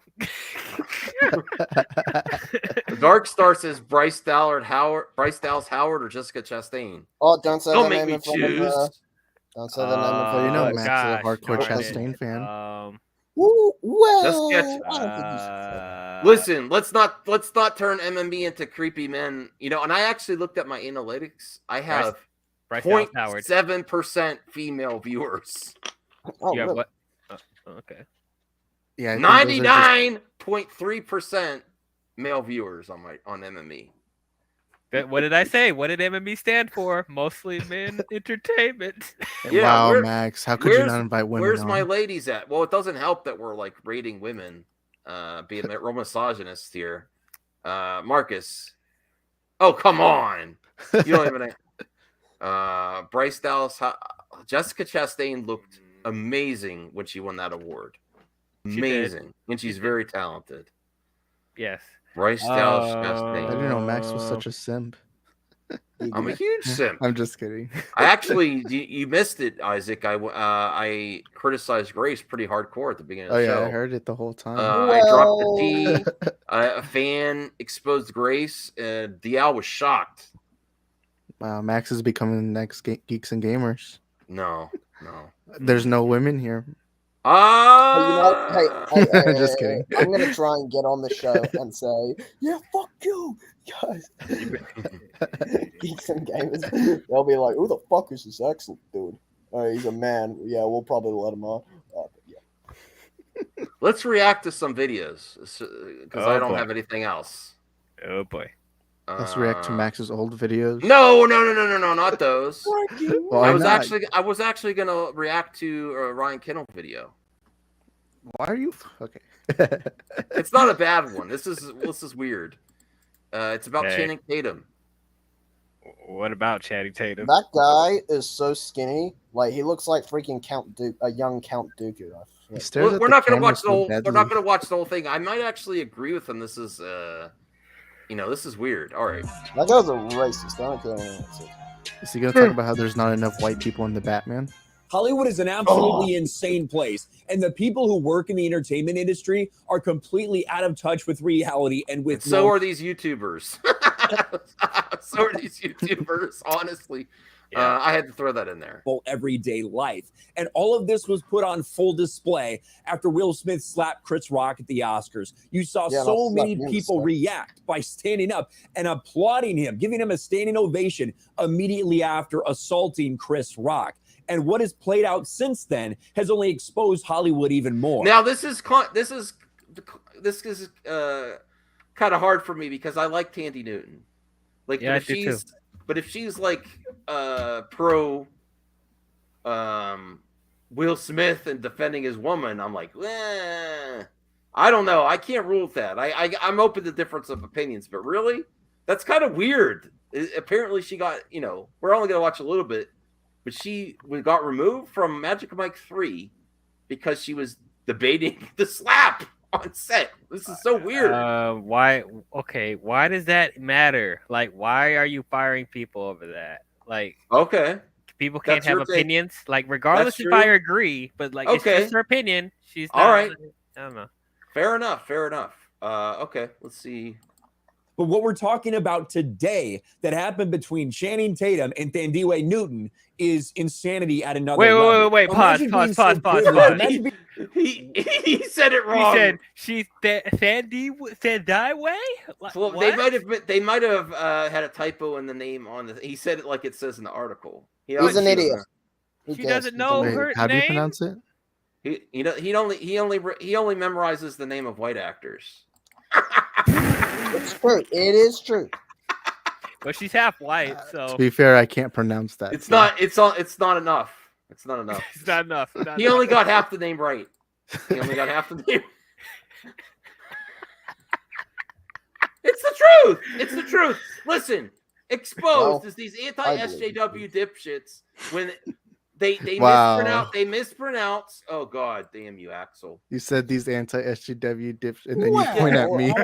No, these anti-SJW. No, Isaac's not anti-SJW, but these anti-SJW dipshits. The other thing why they were so. Oh, hey, Jade H. Hey, thanks for watching. Hey, great, there's Ryan. women representation. There you go. Yes, I think you're my 0.07%. I appreciate my female viewership. Thank you, Jade H. We're happy to have you in the comment section. Let us know how we could be more, help our lady viewers. Max, you're making things much more awkward. know how you I have know. I'm sorry. Sorry, I didn't mean to make it weird. Sorry, You have a Jade. female version of Macho Madness. That's how you get the viewers up. Yeah. Okay, what is Axel doing? Oh my God. I don't know what it would be called, but yeah. All right, now Lady I lost. Madness. Yeah, No, what Lady was I saying? Oh, what they do is they mispronounce talent that minorities' names on purpose to be degrading to them. I absolutely have caught them doing this. I've reacted to so many of their videos. They're like, "Oh, how do you say it?" And they dismiss their name on purpose, mispronounce He's a it on fucking purpose. racist piece of shit. Well, That's what they are. say yes. They're fucking. No, I'm racist not piece gonna of be. shit. I'm not gonna be like Ryan. I used to be a little bit, not a lot much. But we but heard it here first, I want to folks. be better. We heard it here first. Breaking news. Let's pull up the old clips. All right, so let's see what he I am says Count here. Kennel. being so unable to understand any opposing viewpoint that enters your reality that you get in a vicious fight arguing over the Will Smith slap at the Oscars to the point where one of them gets fired from a movie. Well, that's exactly what happened in this case. Channing Tatum fired Thandiwe Newton from Magic Mike 3 after arguing about. I can't get over it. Thandiwe Newton. Like, come on, bro. He doesn't care. He knows. I mean, we've been covering Star Wars. We know from Solo. I think he knows. Okay. Will Smith's Oscars slap. It really was the slap seen and heard around the world, wasn't it? More than 5,000 miles away, an argument in London over Will Smith's boorish behavior at the Oscars got so heated that it apparently cost Thandiwe Newton her role in the latest Magic Mike movie. Now, I can't say I've seen any of the Magic Oh, Mike yes, movies. you can. That's a lie. Confirmed. Since when did he ever care about? He had to front that. I've seen Magic Mike. I mean, since Yeah, when I've did seen he ever both of care them. about women or people of color? What's that? When did Ryan? Holy shit! You good, man? Put me out of You focus. I alright? can't You talk. alright, Buttercup? I can't talk with that fuck. Shit, why did I make that my fucking? Okay, like since when does he care about women or people of color? When he could try to, say they got, they brought it upon themselves and got fired or something. He can mock them for it. That's why. That's when he cares. Yeah, about but he doesn't. He doesn't. Why am I laughing? This is no. I don't love GNG. It's embarrassing, and I'm kind of addicted to see how ridiculous they are, and how people still give them props. I don't get it. Ryan Kennel was a seaman. Okay. No, I am not. I am not Ryan Kennel. Yeah, Magic Mike's a fun movie. Can you confirm It's that? a god movie. Yeah, I know. Oh, maybe I'm being the douche. Sorry, Degrassi. Maybe that's how she does want to pronounce it now. I don't know. All right. Let's see here. I have no intention of seeing Magic Mike 3. Yeah, you do. Yeah, you do. The Yeah, you do, you idea fucking that it liar. could get so heated over that is insane. And when we talk about people in Hollywood, they truly are in a bubble. They're not used to anyone coming in and arguing about their point of view, to having a different opinion from them. It just doesn't happen. Well, in this case, apparently it happened between them, and the fallout was pretty bad. The Hollywood Reporter said Wednesday, Salma Hayek has replaced Newton in the role for Magic Mike's Last Dance, which began production in London a couple of weeks ago. The official statement from Warner Brothers claimed that Niwe Newton has made the difficult decision to step away from the production of Magic Mike's to deal with family matters. But according to a witness, that's not exactly what happened. The witness not only saw Newton and Tatum get into a tense exchange of words, but also that Tatum had Newton removed from the production after it. They also cited unnamed sources claiming Newton might sue the studio over her removal, but her argument with the Magic Mike star producer was so unimaginably vicious, her claims might be untenable. Here is what the witness had to say.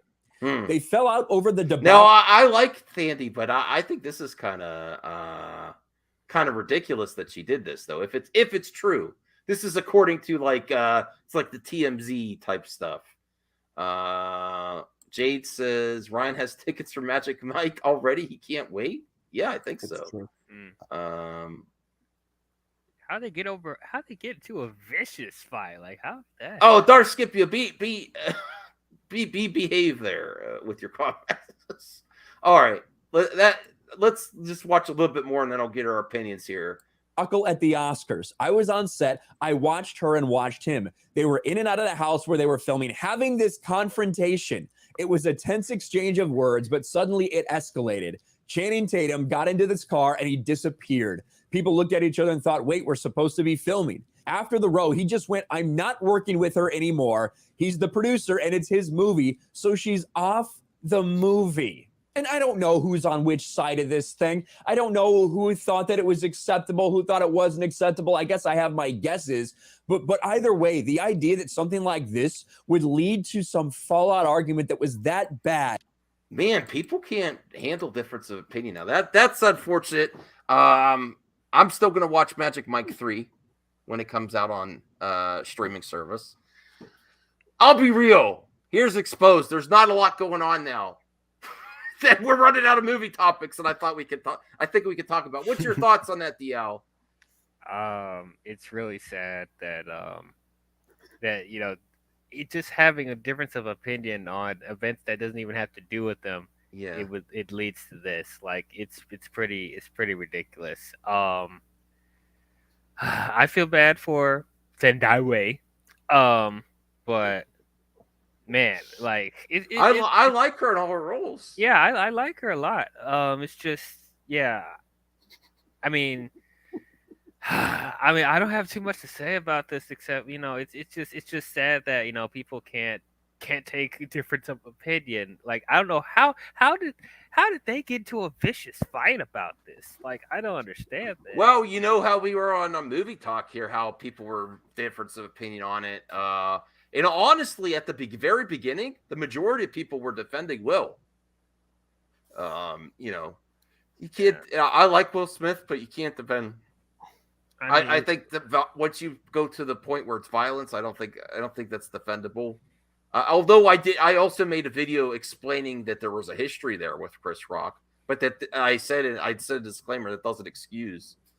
Yeah, that's something you could. What do you keep showing, Axel? What is that with Leia's feet? Oh, it's something for Dan Schneider. Dan Schneider. Oh God.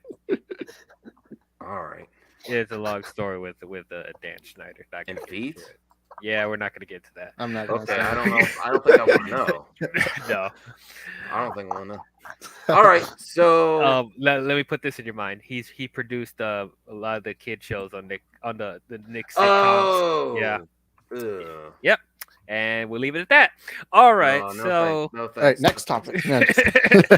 But yeah, man, it's like, yeah, I worry that we live in such a we live in a society where it's like people can't just have civilized debates and conversations about stuff going on in the world without them fighting with difference of opinion. Like, I really wish people were more accepting to different opinions or whatever. I mean, no, they didn't shift them. They did not, did they? They made not that I know of. Oh, he said it's I don't called remember Hustlers. anything like that. It's he said it's called Hustlers. I saw that movie. It's the Jennifer Lopez movie. Jennifer Lopez. I thought maybe, I don't know. I thought because I thought she was in a movie like that. I don't know, but yeah, man, I don't know. I do like. Selma Hayek is okay, I guess. Okay placement. I don't know. She's old. What is wrong with you? Behave, mean, Axel. I don't like all Tandy's these. Tandy's not a spring chicken either. I don't like making all these ladies into alternate. Okay, I'll put Count Kinnell back. Yes, thank you. So, because we were stretching for topics, and I'm interested to see also what Mikey and Sil have to say. Let's hear what they say. DC Studios Explained. It's a 6-minute video. This is I might do this as a clip out. DC Studios. I say that all the time. DC Studios. All right, so let's see what they say about their interpretation of that article. I thought this would be interesting. Okay. Sassif is putting the story out there that, we want to consolidate DC Studios. We want to, whatever's going on under this umbrella, we want to bring it together. Mikey, I mean, this is very appropriate, for you to touch on this because this is going to be a big story really going forward, Mikey, for DC fans, which is the core of my channel. So what's going on with this? Because this is big. This is big stuff. Deja vu all over again. I mean, I got the memo back in February, and I said that, they're planning on getting rid of DC Films and calling it DC Studios and combining it with their ailing DC Comics line and putting one person in charge of everything. It's Kevin Feige all over again. The difference is he wants a business person to be in charge of all this. So what I'm hearing, is that red flag right there. But a business person? Yeah, you need someone that Okay, look, you do need someone that understands how to make the films from a business perspective because there has to be a balance. You got to have someone that actually knows how to produce and get these films made. But at the same time, you need somebody that understands the characters of DC. That's what made Kevin Feige. That's what made Kevin Feige so successful. Is that he knows how to get the movies done from a producer and business perspective, but he also is a fan of the characters. So he had a vision of how to, lay out his Marvel world. You need somebody like that with DC that knows the characters, that is a fan of the characters, and also There was an idea. There was an idea. There was an idea. Yeah, Bring but like if together- you're just gonna give someone that's just another executive whatever, I feel like we're going to get into similar mistakes of them not understanding the source material. We're getting movies that aren't that feels kind of, movies that don't feel authentic to the source material, something like that. But anyway. All right. Well, let's see what else they have to say here. Okay. Once he finds a replacement, Walter Martin's going to be sticking around just for the transitional phase to show the person the ropes, and he's gone. Hamada's not going to stay. So one of the people that because Emma Watts declined the position, which means Zaslav is really actively searching for that person right now. Okay. He is not wasting time, dude. Mikey, this threw me off in the report. I remember my Purple may have picked this up live when I was like, because we do everything live, right? It's like it's off the cuff, and that article mentioned Emma Watts for a possible DC head, and I was like, what? Like, I thought Zaz was looking for a Warner Brothers picture, film division head, but he was looking for a DC head, Mikey. Have you heard anything to kind of clear that up, or is that kind of up in the air? Well, she was up for both. Okay, gotcha. She was up for both. And so... Well, I want to ask everyone here, because why does everyone think that they're safe if he's actively looking for people, though? Like, it's obvious there's so many reports there that Emma Watts said she turned it down. Why does everyone think that Hamada and is just safe? I don't get that. I don't know. I don't know. Like it really depends. Like where Hamada is. Like, I mean, his contract extension is basically just there to where the rest of the slate was pushed back to 2023 anyway. I don't see a lot of new projects unless you're talking about the Wonder Twins going forward. Blue Beetle, and but that's not a lot of money though. DC Super League, Super Pets. Yeah. Well, Isaac, why do you think people just think he's safe? If there's thank you, Jade. Nothing is certain yet. Why are people so convinced that Hamada is like not going anywhere? It's 2022 is only 8 months left in 2023. Are you kidding me? Wow. Yeah, Axel. Wow. 8 months. And we still won't get the Flash. I mean, you know how fast they. Whoa, what's Kanye doing here? Superman is MIA still. Oh wait, Degrassi says like Greg Novak, Diane Nelson. This isn't a new job. Hilarious. I don't understand. Well, I think they're saying that Hamada is safe. Well, actually, Isaac, go ahead, talk, Isaac. Hamada Burger. But why do people say, "Oh, he's not going anywhere"? 2023 is around the corner. His projects, I mean, if his projects hit, if Black Adam is like really amazing at the end of the year, I'm gonna think they're gonna reconsider it. And then if the Flash comes out and it really does amazing, I think they'll reconsider it. But I think it sounds like they're actively looking for other people to head up this DC Studios vertical, and it doesn't really. And the perception of that article yesterday was that they need to do something, that it's not organized. So why are people so confident in Hamada? I said this back in January, back before the lineup changed. I believe 2022 was the big test for Hamada on whether or not he should or shouldn't stay. Now that's changed because most of the movies have been changed to 2023. I don't think he's going to stay either way, though, unless at least two of the movies are at least majorly successful. Like, they would have to be like Aquaman, where they succeeded beyond what anyone thought. But looking at the article yesterday, it doesn't seem like they're for sure keeping Hamada, because it does seem like they want to look around, see what their choices are. And also a lot of times when there's a merger like this, a lot of times they want to get fresh blood. They want to get somebody who they hired, who they see fit. While Hamada, they didn't choose him. I mean, I do still think this is still the ultimate test but it didn't sound like that was the case. Okay. Okay. Count Kennel, why are people Yeah. so convinced that Hamada isn't going anywhere? I mean, 2023 is, it's not that far off. He doesn't have a lot of new projects. I don't know. I don't know why people think he's going to stay. I mean, I don't know. I mean, just the history of Warner Brothers and the DC, there's been constant changeover, rollover of executives in charge of it. So I don't know why they're so convinced now. Oh, but Hamada's doing great.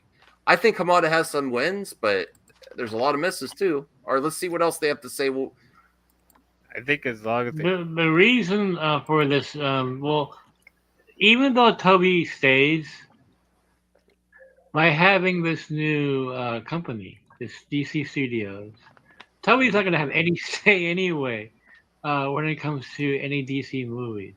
Right, it's gonna be a separate entity. Yeah, separate Right. entity. Yeah, Mm-hmm. and he feels, and I've been saying this for a while still. do you guys agree with that? If it goes like the article saying, DC Studios, that Emmerich is going to have little to do with the DC projects if they make a DC Studios vertical and they put someone else in charge, are they going to go to Emmerich? Because basically, Degrassi's saying no, wrong.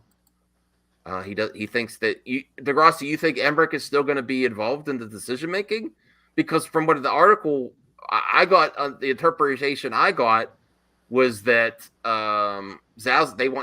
he wants DC Studios to be its own thing and then go directly to him, not have to go to Emmerich and everyone else in WB to get things greenlit. That was my interpretation. If I'm wrong, correct. Tell me why, Degrassi. But what do you think, DL? So what is Toby Emmerich running exactly? Right now, it's like the way the structure was before, like we watched in the Grace video. It's like WB Pictures, but then the way it is, any DC project still has to go by him. But now, I could be not understanding correctly, but under the interpretation I got from the article, is Zaslav wants DC Studios to be its own thing and go directly to him and not have to go to all the other Warner Brothers executives through too many. Whoa! You're going to get me demonetized flashing that. Don't worry. Wait, what did he do? Nothing. All right. What is going? Yeah, don't bring that on screen. Is my image too R-rated? Yeah, it was your image. Yeah. Oh, my bad. Okay. All right, but I mean, yes, I think as far as the creative decisions with DC stuff, like they should only be answering to whoever is head of that division. But at the end of the day, they still have to answer to WB. So they still have to get approval from them at the end of the day, even if that's the case. But it would help a lot if as far as how the movies are made, they only are focusing on the person that's running DC. He gets the main creative say with that. So yes, Toby Emmerich clearly doesn't understand the DC. Well, I mean, stuff but under your opinion, do you think he's going to have little to do with if he stays on at Warner Brothers and then they do this structure where it's DC Studios its own thing, they put someone else in charge of DC Studios. There's not really talks of Emmerich being in charge of DC Studios. Thank There's God. not. Right. But, So do you think he's going to have much to do with it?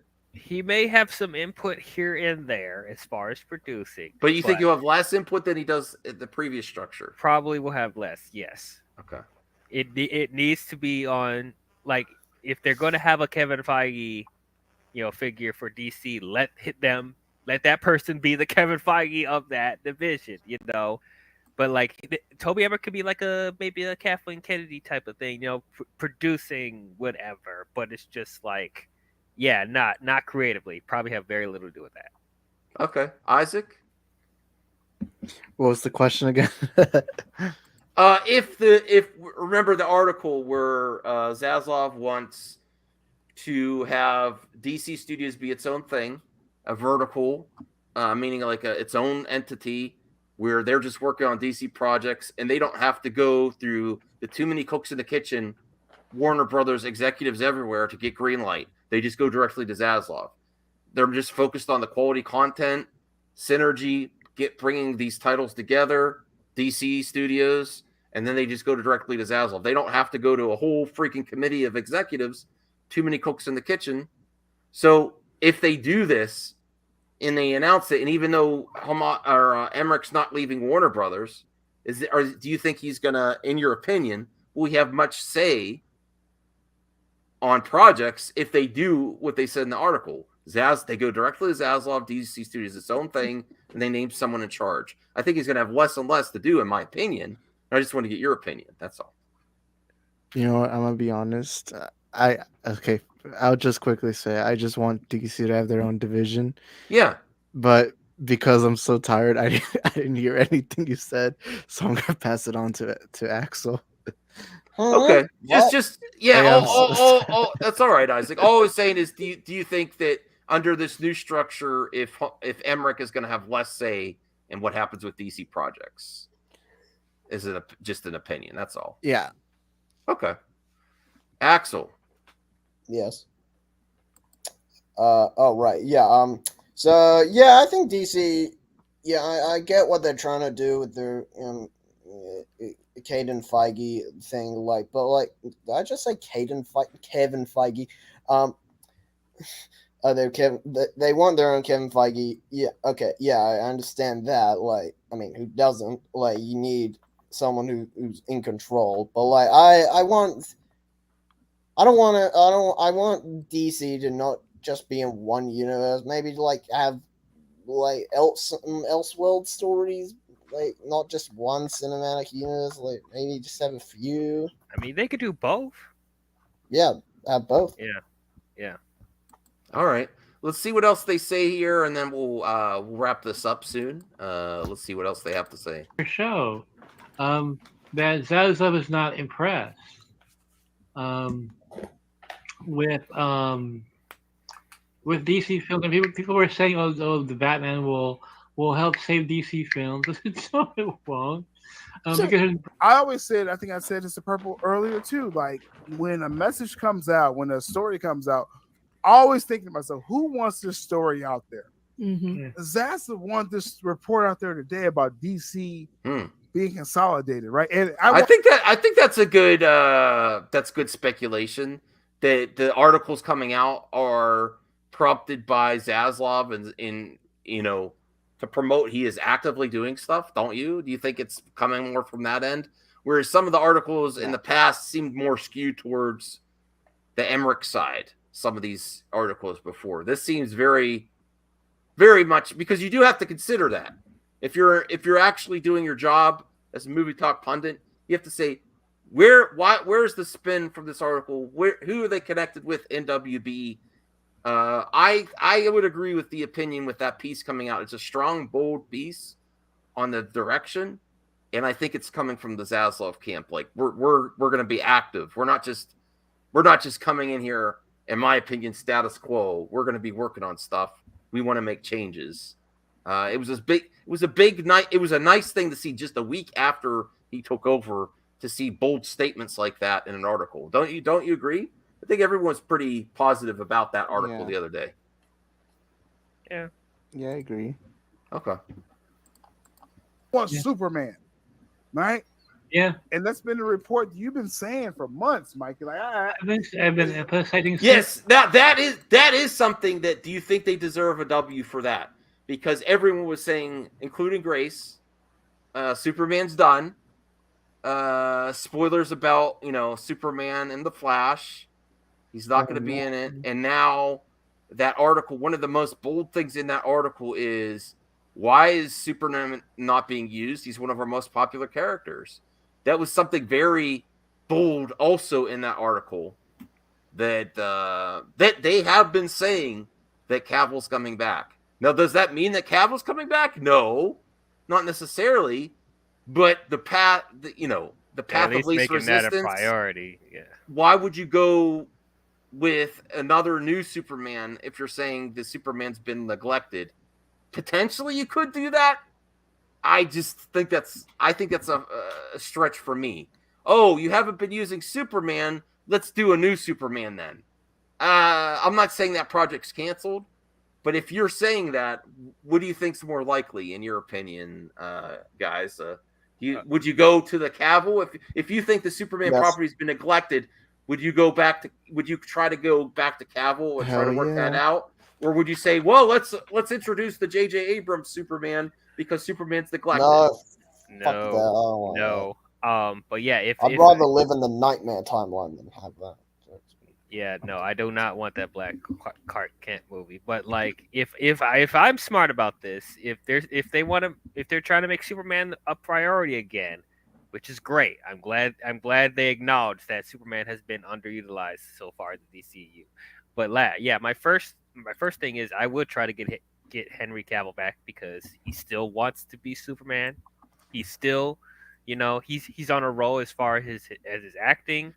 He's becoming a very well known actor and a beloved actor. So yes, I would get Cavill first. But if that doesn't work out, then yeah, I would probably get a new Superman. If stuff doesn't work out. Rotos X has a great comment here, because if you state that we've neglected Superman and people, you get your consumer all hyped. Yeah, we're gonna get more Superman. Well, here's a new one. Yeah, it would be very hard to accept a new Superman at the same. It wouldn't be if we got enough of the other Superman. I mean, I'm only saying that because getting a new Superman on the same with the context of that we have had the Cavill Superman being neglected for so many years. The contract negotiations in the mainstream. We shouldn't be hearing about this if you're doing your job as a studio. I don't put that on Cavill or Danny Garcia. I put that on WB, that you have to negotiate with one of your main stars in the league, the part of the Trinity, the most important part of the Trinity, some would say, that you can't lock that shit down. Where projects greenlit all over the place with other studios. I just want Man of Steel 2. Mm-hmm. I mean, I do too, but it's like, I only say that because, like, you're right. The Trinity should be like the main focal point of DC, but that's in a flux right now. Like, we don't know who's the main Batman right now, and then we just got Robert Pattinson, so it's like keeping Cavill is up in the air at that point. The only person they want to keep right now is Gal Gadot. So I'm just saying that for like insurance in case. Here's some fan art of Supergirl versus Feora. Well, Kavari says, what happened if he's expensive for Discovery? Would you be okay if they recast? If he wants to do it and they're not giving him his rate, that's still a WB problem. You need to reward actors and talent for executing. Don't you think? Like, is he really that expensive? Like, I don't understand. I don't think he's all that expensive. I'm pretty sure maybe Gal probably gets paid more than Henry.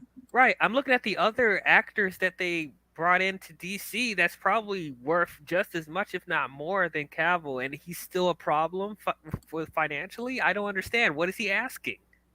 Like, I'm sure it's not that unreasonable. It's just, I think that my opinion is WB doesn't like to pay.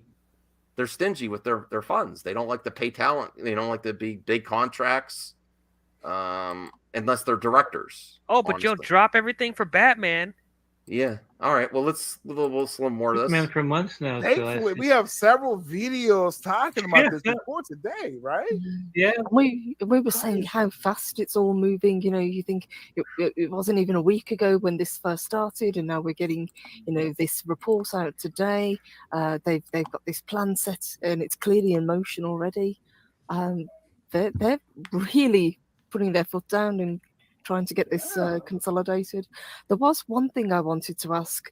We were reading the article, and it mentioned something about DC proper. Do you know what that is? DC proper, is that including the comic books as well? Yeah, that includes the comic book as well. Yeah. Mm-hmm. Everything will be under the same roof, and that way they can work together. Like, for instance, give a Snyderverse comic book line. Was one of the things that was. You mean like the Flash one that they've just postponed? Yeah, well, the Flash. Did they just say Snyderverse comic line? I mean, I'd hey, be down for that. I'm up for that. I will have to collect that if it happens. Yeah. Boy, The Flash is not going to be the same movie when it comes out. Oh, okay. That's the first I heard him say that. Is it changing again? Do you guys think it's changing again, The Flash, after all this? Dude, it's too close to the release date for them to do major changes. It's not too close. When is it coming out now? Hold on. Isn't it like June 2023? That's let me If see. they change it anymore, they're going to increase the budget. That's to where 14 months. I know, but it's like they can't keep doing changes like this. They're going to end up like the 2017 Justice League situation. They're going to overdo their budget, and then the movie's not going to be able to break even. Like, they can't keep making changes over and over again. They can't make big changes. They could do. There's a lot you can do with editing. There's and a then lot we're gonna you can have do. the hashtag release the Muschietti cut. Yeah, No, nobody's gonna be asking for the machete cut. Yeah. Oh, And I keep hearing it's like a running mantra now with my insiders that he's moving way faster than any of us expected. Starting off firing was quick. You think Degrassi? You think they're going to move the Flash up again? Please. Is that what he's saying? That movie's never gonna come out. Just so. It's coming out. It's coming out, dude. That's what she said. Come on, it's got Michael Keaton as Batman. they have the Batgirl coming right after. I want to remind you, this movie was announced in 2014. I just want to put that in people's And you want to know what happened during that time period? We got 9 seasons of a Flash series during that time period.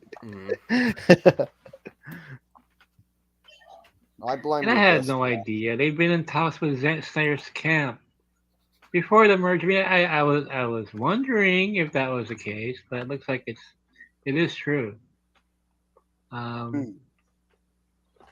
Things are gonna go in a different direction than it was when the old regime was there. He's really cleaning us up. And the CW show. Okay, let's get to the CW really quick before I go here. Yeah. So see, the Greg Berlanti shows will fall under DC Studios. Okay. What I'm hearing still is a mass reboot of most of those programs, especially the ones from CW that were going to get canceled. You're going to get more DC shows than HBO Max. Well, a lot of those CW shows are naturally ending anyway, right? There's quite a few that are reaching their natural conclusion anyway. Degrassi is laughing his ass off in the chat. Ha ha ha ha. He's become the Joker. Oh wow, I'm not gonna highlight that other one, man. Degrassi, you're being mean. All right. Oh boy. Now we just want to go to sleep. Now we getting saucy.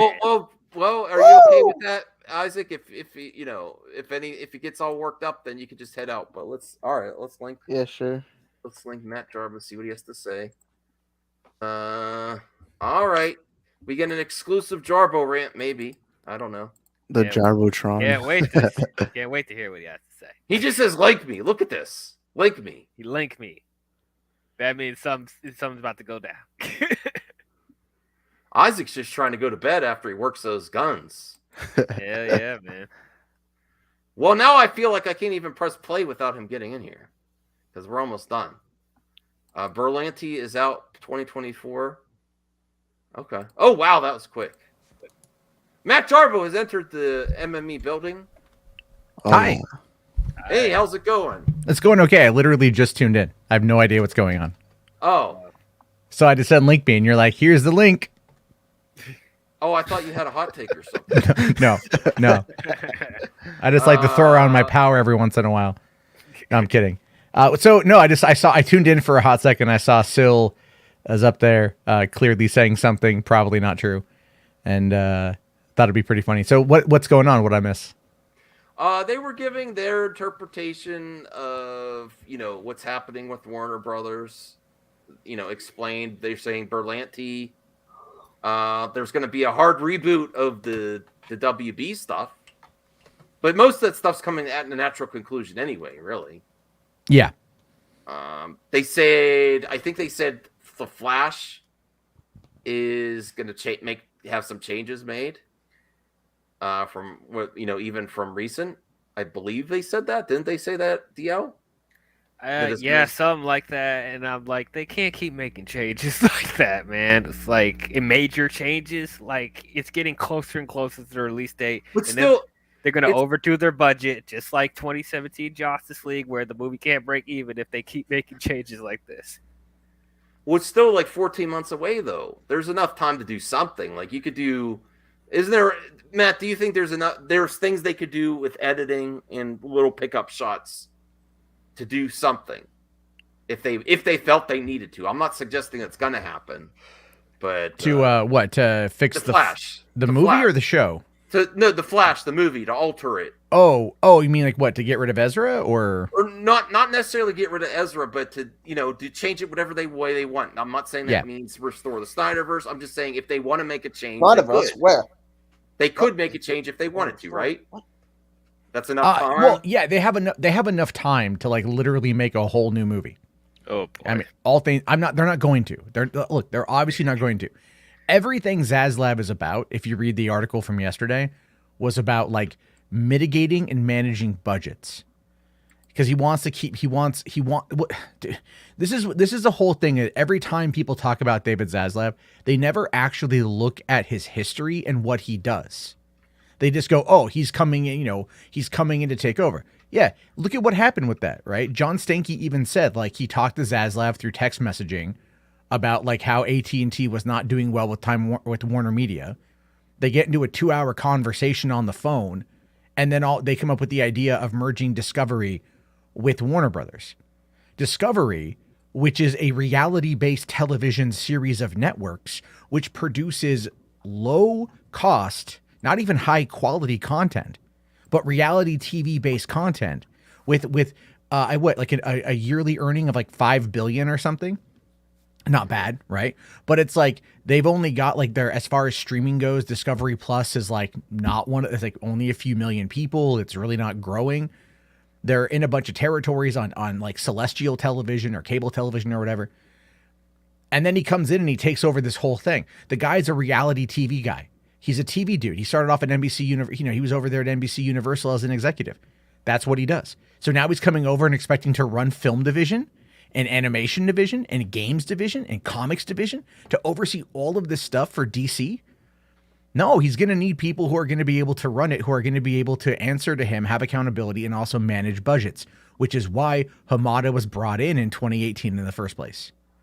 So it's like, it doesn't make any sense. It's like, if they're not getting rid of Hamada right now, they're going to at least see what he can do with it now that there's going to be less red tape. Okay. I mean, I'm just saying, Isaac said he might be are you still heading out, Isaac, or you want to stay, or what? Yeah, I'm gonna go. I'm so tired. Okay, we'll get some rest. Rest those guns. I'm gonna get some rest so that tomorrow I can apply for geeksandgamers.com. Don't do that. That's probably for the best. I hear they. Oh, pay. really? Oh, you're telling him to leave MME? Hey man, he's just helping me get a better paycheck. Yeah, it's all about that hustle. It's all about that. Do you get paid working here, Isaac? Okay, you can get Isaac paid. Had to leave. Isaac had to leave. You can get. Think about it. You can get Disney World tickets working for Geeks and Gamers, right? If you live in California, maybe Disneyland. Your connection is. There are a number of people there that have diverse opinions that aren't all just backed by white nationalists. So you might meet someone who actually shares your value system. Probably not, because they're Geeks and Gamers, but still. Gamers, yeah. All right, I'll see you guys later. Go on their show and well, thanks, Isaac. Well, here's breaking news from we like Degrassi. Don't you like Degrassi, Matt? Yeah, I like it. Yeah. But he's consistently been saying in the chat that the Flash is moving up and going day and date to HBO Max. Dude, that's what? If they did that, that would make a big splash for HBO Max. If they did that, I don't listen. Yeah, but they just killed the movie if they do that. Well, Degrassi. Well, maybe they're not very confident about it. And maybe that's the problem. I'm saying Degrassi. You're giving me an exclusive here. I might clip this out with Matt Jarbo and Degrassi exclusive sources The Flash is moving up. Actually, I never subject you to this, Matt Jarvis, but I might this time. Breaking news. Okay. Oh no, I've seen. Oh, I know. I've seen Breaking that and rumors. suffered through that as Yes, as many Degrassi, people can have. you give us more details on this? Because that would be. Wait, that's not what he said. When did he say that? That's what she said. I don't know what you're talking about, Degrassi. What are you Maybe I'm talking missing about? something. Or am I missing something? I'm probably missing something. But if that was accurate, that would make a splash if they said that to That really would be- pump up HBO Max. And then you would get talent that would get pissed off again because they're doing day and date. That Well, would be okay. detrimental. Well, it's not again. It's not necessarily talent. Like talent's been paid. If talent is paid, talent don't care. All right. You need to be like, you guys got to remember that. Like, they're still doing Batgirl for HBO Max with Michael Keaton as Batman. So, and if that was a big deal about where it's being played, then Keaton would have pushed for theatrical, but instead this is going for streaming because actors understand that right now, this is where things are. Sandra Bullock recently came out, was talking about Netflix. She's like, thank God for Netflix. They're allowing actors to keep acting. Otherwise, everything would shut down, right? Actors become actors, not because of the paycheck, because they want to act. Actors might become, superhero stars in these movies because they want the paycheck and everything else. But at the end of the day, they want to act. They do this shit. It's like George Clooney did Batman and the Ocean's movies for the paycheck in order to be able to make his own movies. He doesn't care where they play. He just wants to get paid. So that's kind of the whole point, is like, if they go day and date, they might be a little bit upset. It's not like Pixar, where Pixar puts animation. They put a lot of thought and love into animation. Those movies should be seen on the big screen. The Flash should be seen on the big screen too, make no mistake. But at the end of the day, Ezra getting paid, I mean, we're almost watching the end of his career in real time. Even with that, the removal of the restraining order, it doesn't change the fervor surrounding it. People are making fun of him. When you're hot, you act on that, and then if something slows you down, you're not hot anymore. So Sure, I mean, no, but that is just entertainment as a whole. You know what I mean? And it's kind of like, Max, when you're covering the Fandom Menace and you're going after Jeremy, you tend to get a lot of the haters, and so you get a bit more viewers, right? But when you start backing off of that and you're not feeding into that particular adrenaline hit that those guys, that content provides for certain people, it starts to kind of, like dip out a little bit, right? Drop off a little bit.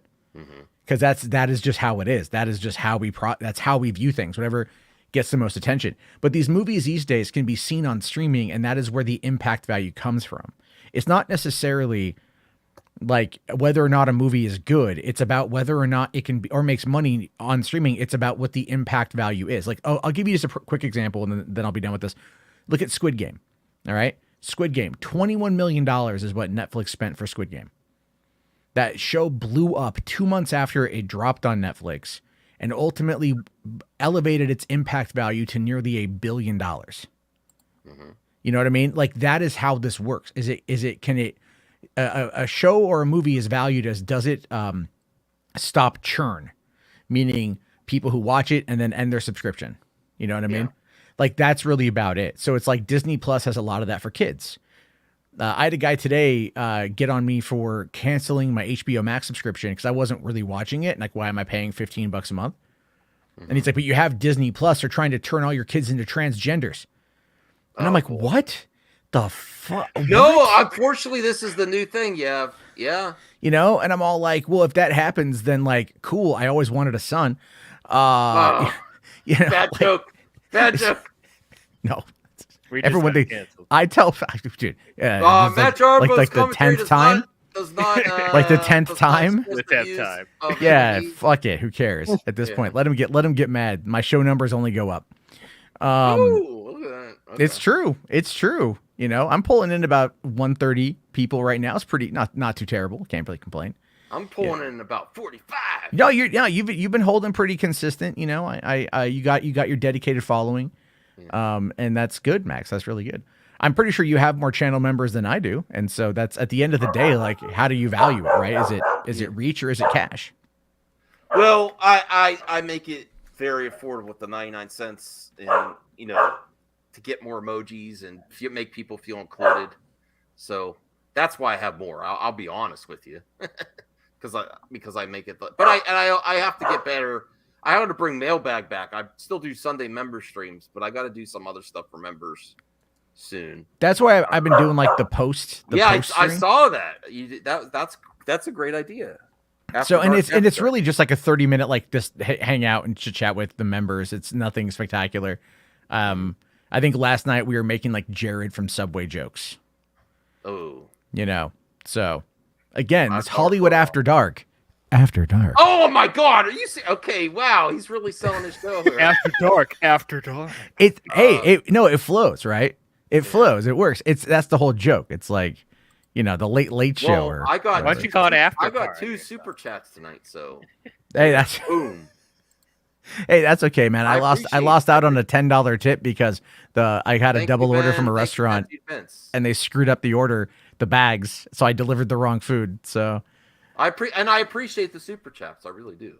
I'm just saying we're going places. That's all I mean. Good night, Grandpa. Isaac keeps calling me Grandpa. Well, they act like I'm older than you. I'm like barely a month older than you, and they act like I'm Grandpa. Well, your birthday's at the beginning of March, is it not? Mm-hmm. Yeah, I mean, like my birthday is at the end of March, so you are technically, you are older than me. Yeah, but I don't like this ageist bullshit. 40 is not a grandpa. They're saying take him to the old folks home. Go to bed, Grandpa. Dude, you literally look like elderly Doom, like Dr. Doom. You're just like, this is what Dr. Doom in like a Latvarian retirement facility would look like. What? What? Hold on, I was sleeping. Like how many people have to call you? Literally call you on the fucking phone to wake you up to do your own damn live stream. Like drink some prune juice and like maybe sleep a little bit more at night. That's really what. And then, like, dude, like you wear like I've seen what you look like. So, like, you look like a younger, you look like a young enough guy. Yeah, like a little bit like that. I still pissed off about this. Yes, my close friends were concerned. That was so funny. That was the epic troll because that was so fucking funny. Even Enosh was like, well, I kind of gave it a second look. I'm like, damn you, all of you. Oh man, DL, did you hear about that?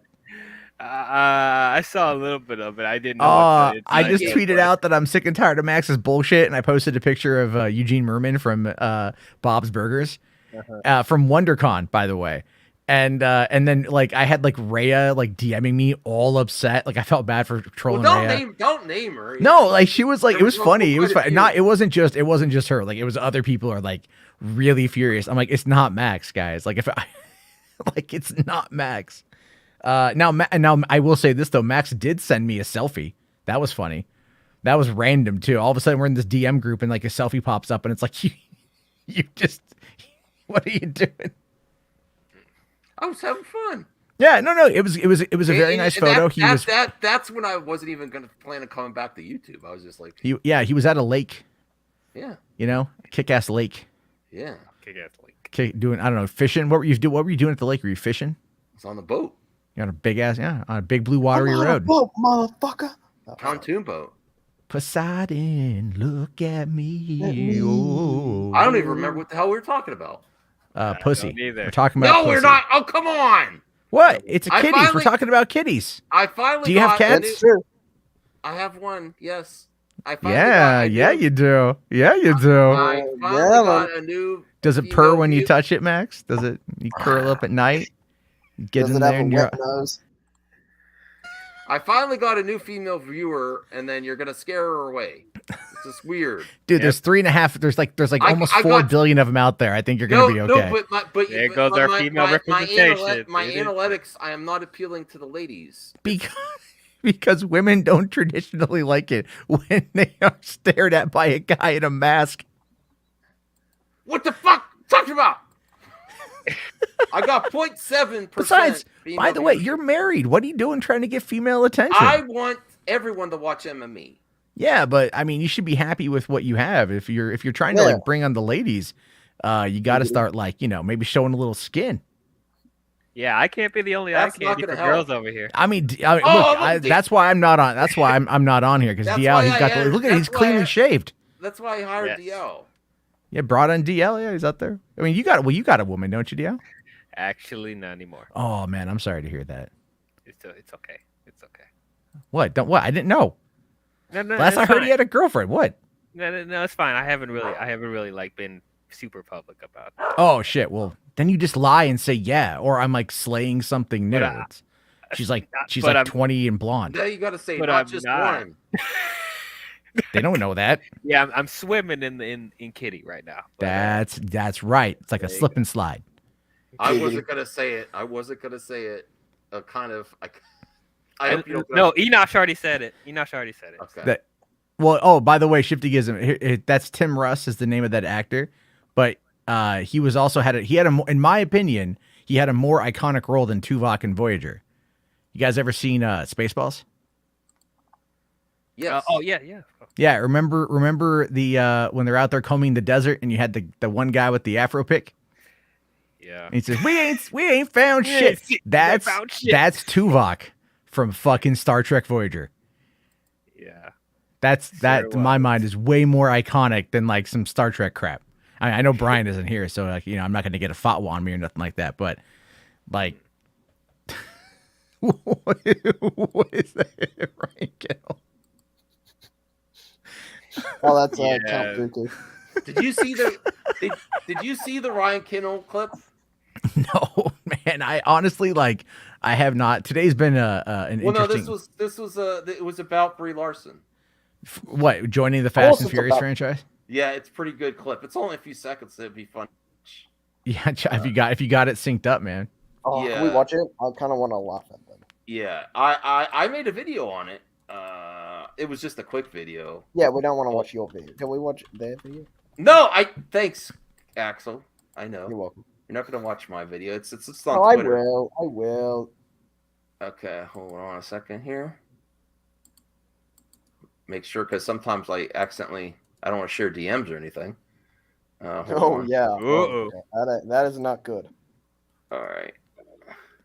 White males earned for.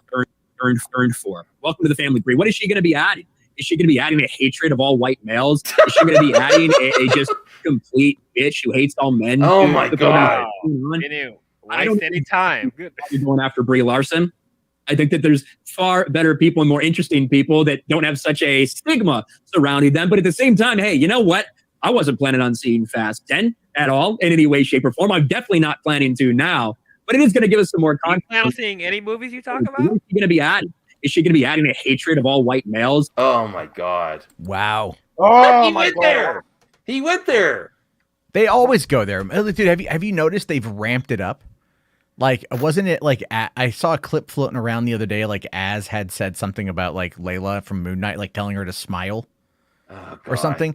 I mean, look, they don't even hide the misogyny or the bigotry at all, the sexism. They don't hide any of it. Like MCU. Like, are you yeah, fucking- DCU. I mean, even Midnight's Edge is saying that shit now. It's like, fuck off, man. But that's one of the reasons why like I don't want to cover them as much, because for one, like they'll never actually debate me one-on-one. I mean, the fact that Jeremy did was insane. And after that, he won't do it again because I embarrassed him. There's no way two ways. Oh well, I mean, the thing is, like, I can see Jeremy. He didn't respond to my last DM. Well, yeah. I mean, it's kind of like that's how these people are, man. Like that's the whole thing is, all they want to do is just talk crap. It's why I don't mind pushing back on the nonsense, but I am trying to like move away from a lot of that crap. Like that's why last night I did a single topic episode, really talking about the Variety article explaining the history. Did you watch my stream from last night? I started to watch it, then some. Work was crazy. So Sure. I don't know what I didn't. Well, get to finish it. here's the thing. Did you know Warner Brothers attempted to start the DCEU back in the early 2000s? And Yeah, that when they really were gonna do Justice League with no before then they were going to do a Batman versus Superman movie, and then it fell apart. And yeah, they had plans for a long time. It was in that Easter egg, yeah, for I Am Legend. But but what happened was J.J. Abrams effed it up because he wrote the script for Flyby, And so they opted to go another direction, and that's why we got Superman Returns and why we got Batman Begins. Because at some point they were talking about potentially merging those two universes together. Yeah, I heard. That's some craziness right there. Like they just, so I'll be very, very curious to see what's going to happen with the with DC going forward. I'm really hoping they invest more in like HBO Max television, where it's like bigger budgets and it's more of like a longer show, but it's, you get not like the Flash or the Arrowverse stuff where it's like 21 episodes and like 80% of it's filler. Like more stuff like Peacemaker, which is really good. Although, wait, DL, hold on. Like, I don't know. How did you feel about Peacemaker? Because you kind of hate everything. Oh, yeah. According to everyone, I hate everything. I don't know. Well, I mean, like, I hear you on like, some streams, and you're just like, I didn't like it, and I like mostly it's Marvel stuff. So I'm just. It's just the Marvel shows. It's just I can't get with everyone on that. I like a lot of things, guys. It just doesn't line up with everyone else. What they like. So it's like I like a lot of things, guys. But I enjoy Peacemaker. I haven't finished the last 2 episodes though. I need to finish them. Oh my god, dude! But I know about the Justice League cameos at the end, blah blah blah. But like I have been enjoying Peacemaker, and I went into the show not caring about it at all. But it surprised me. I like John Cena too, so that's another thing.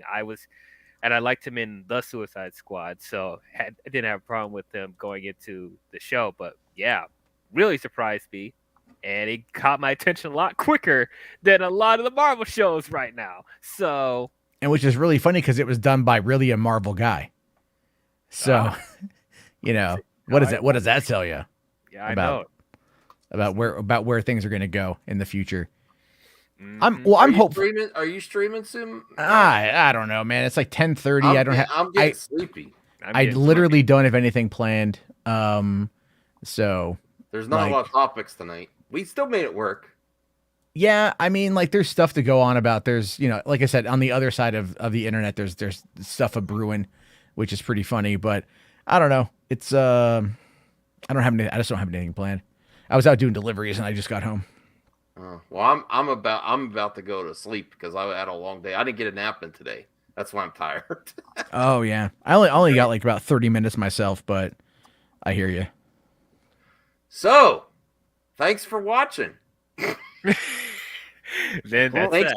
Thanks for joining, Matt, DL, Count Kennel, Axel. Hello. Is Enosh going live tonight? I haven't. It's been pretty quiet. Or unless he's live already. Yeah. Well, he had a church thing tonight, so I don't think. Oh, so. okay. That's probably why. Take me to church. He will. Don't sing that song. I'll give my sins and yeah. What about? I don't know. I love how Anthony. I was going to bring up something that RJ said as potential someone that they could try to get for Discovery, which I thought was intriguing. I just don't know if she's enough qualified as Deborah Snyder, to head up. I don't think she would. As much as I think she would be good at it, I don't think she would ever do that. You don't think she would? Okay. Nah, Matt? No. I mean, why would she? She's been working with Zach pretty exclusively since they got I think isn't she a pretty big producer too though? Let me look up what her credits are, because let's take a look here. Deborah Snyder, her credits are filmography. Let's see here. She's been producer of Watchmen, Sucker Punch, Man of Steel, 300 Rising of Empire, everything related to Zach. She is produced She executive produced 300, Guardians of the Legend of the Guardians, Suicide Squad, Aquaman, the Suicide Squad. So she was on there, and The Flash. She executive produces The Flash. That's coming out next year. But the reason why is just because of everything. So really what it is, though, is, there's actually a bio of her here on Wiki. It says that she, prior to her career as a film producer, she worked at a New York advertising agency. Back in '96, she hired Zack Snyder to direct a commercial for Reebok, hoping to create a commercial with a cinematic feel.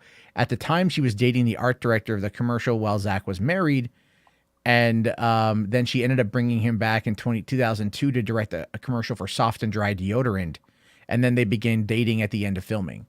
And then 2 years later, they started the Cruel and Unusual Films. That's now known as Stone Quarry. And then they got married after that. So, yeah. So really what it is she moved into film production when she started dating Zack Snyder. So her credits at this point are literally just like, you know, like Zack is the director and she's the producer. Like they are a team at this point. So yeah. So I mean, why would they would? Here's the. Do you really think? Well, that I don't think they would get her and not him though. If they were gonna not bring him back in some capacity as well. I just. Well, the thing is though, but they never brought her. Well, I mean, but isn't that? I mean, even though people don't think it's going to happen, wouldn't that be the ultimate team that's not on the level of Feige, but a director, producer? You don't think? No, because again, and this is nothing against Zach or Debbie. I think they're very good at what they do. What happens though is Zach's movies get increasingly more expensive, and the reason for that has a lot to do with cast budgets and things like that. You know, but those movies then have to perform a lot better. If you look at who was in Army of the Dead, it's a $90 million movie for Netflix. Dave Bautista is the biggest actor in that movie. I think that argument is potentially a little bit unfair though, because these are Justice League. They're going towards Justice League. Of course, that's going to be more expensive. Just all the films that go towards the Avengers are extremely expensive. But Max, no, all the films going towards Avengers weren't that expensive. It was once they got Avengers and the movie made money, then they became more expensive because at that point they had proven themselves. Warner Brothers literally did Man of Steel, BVS, Wonder Woman, and then Justice League. That was it. I mean, there's Suicide Squad in there. But I'm saying, no matter who you get. If you bring the Justice League back, even if it's not with Zach, it's gonna be a chunk of change. It's not gonna be cheap. So I think that's something, that argument that it's consistently brought up that may potentially be a little bit unfair because how much talent you're bringing together in one project, and it's the Justice League.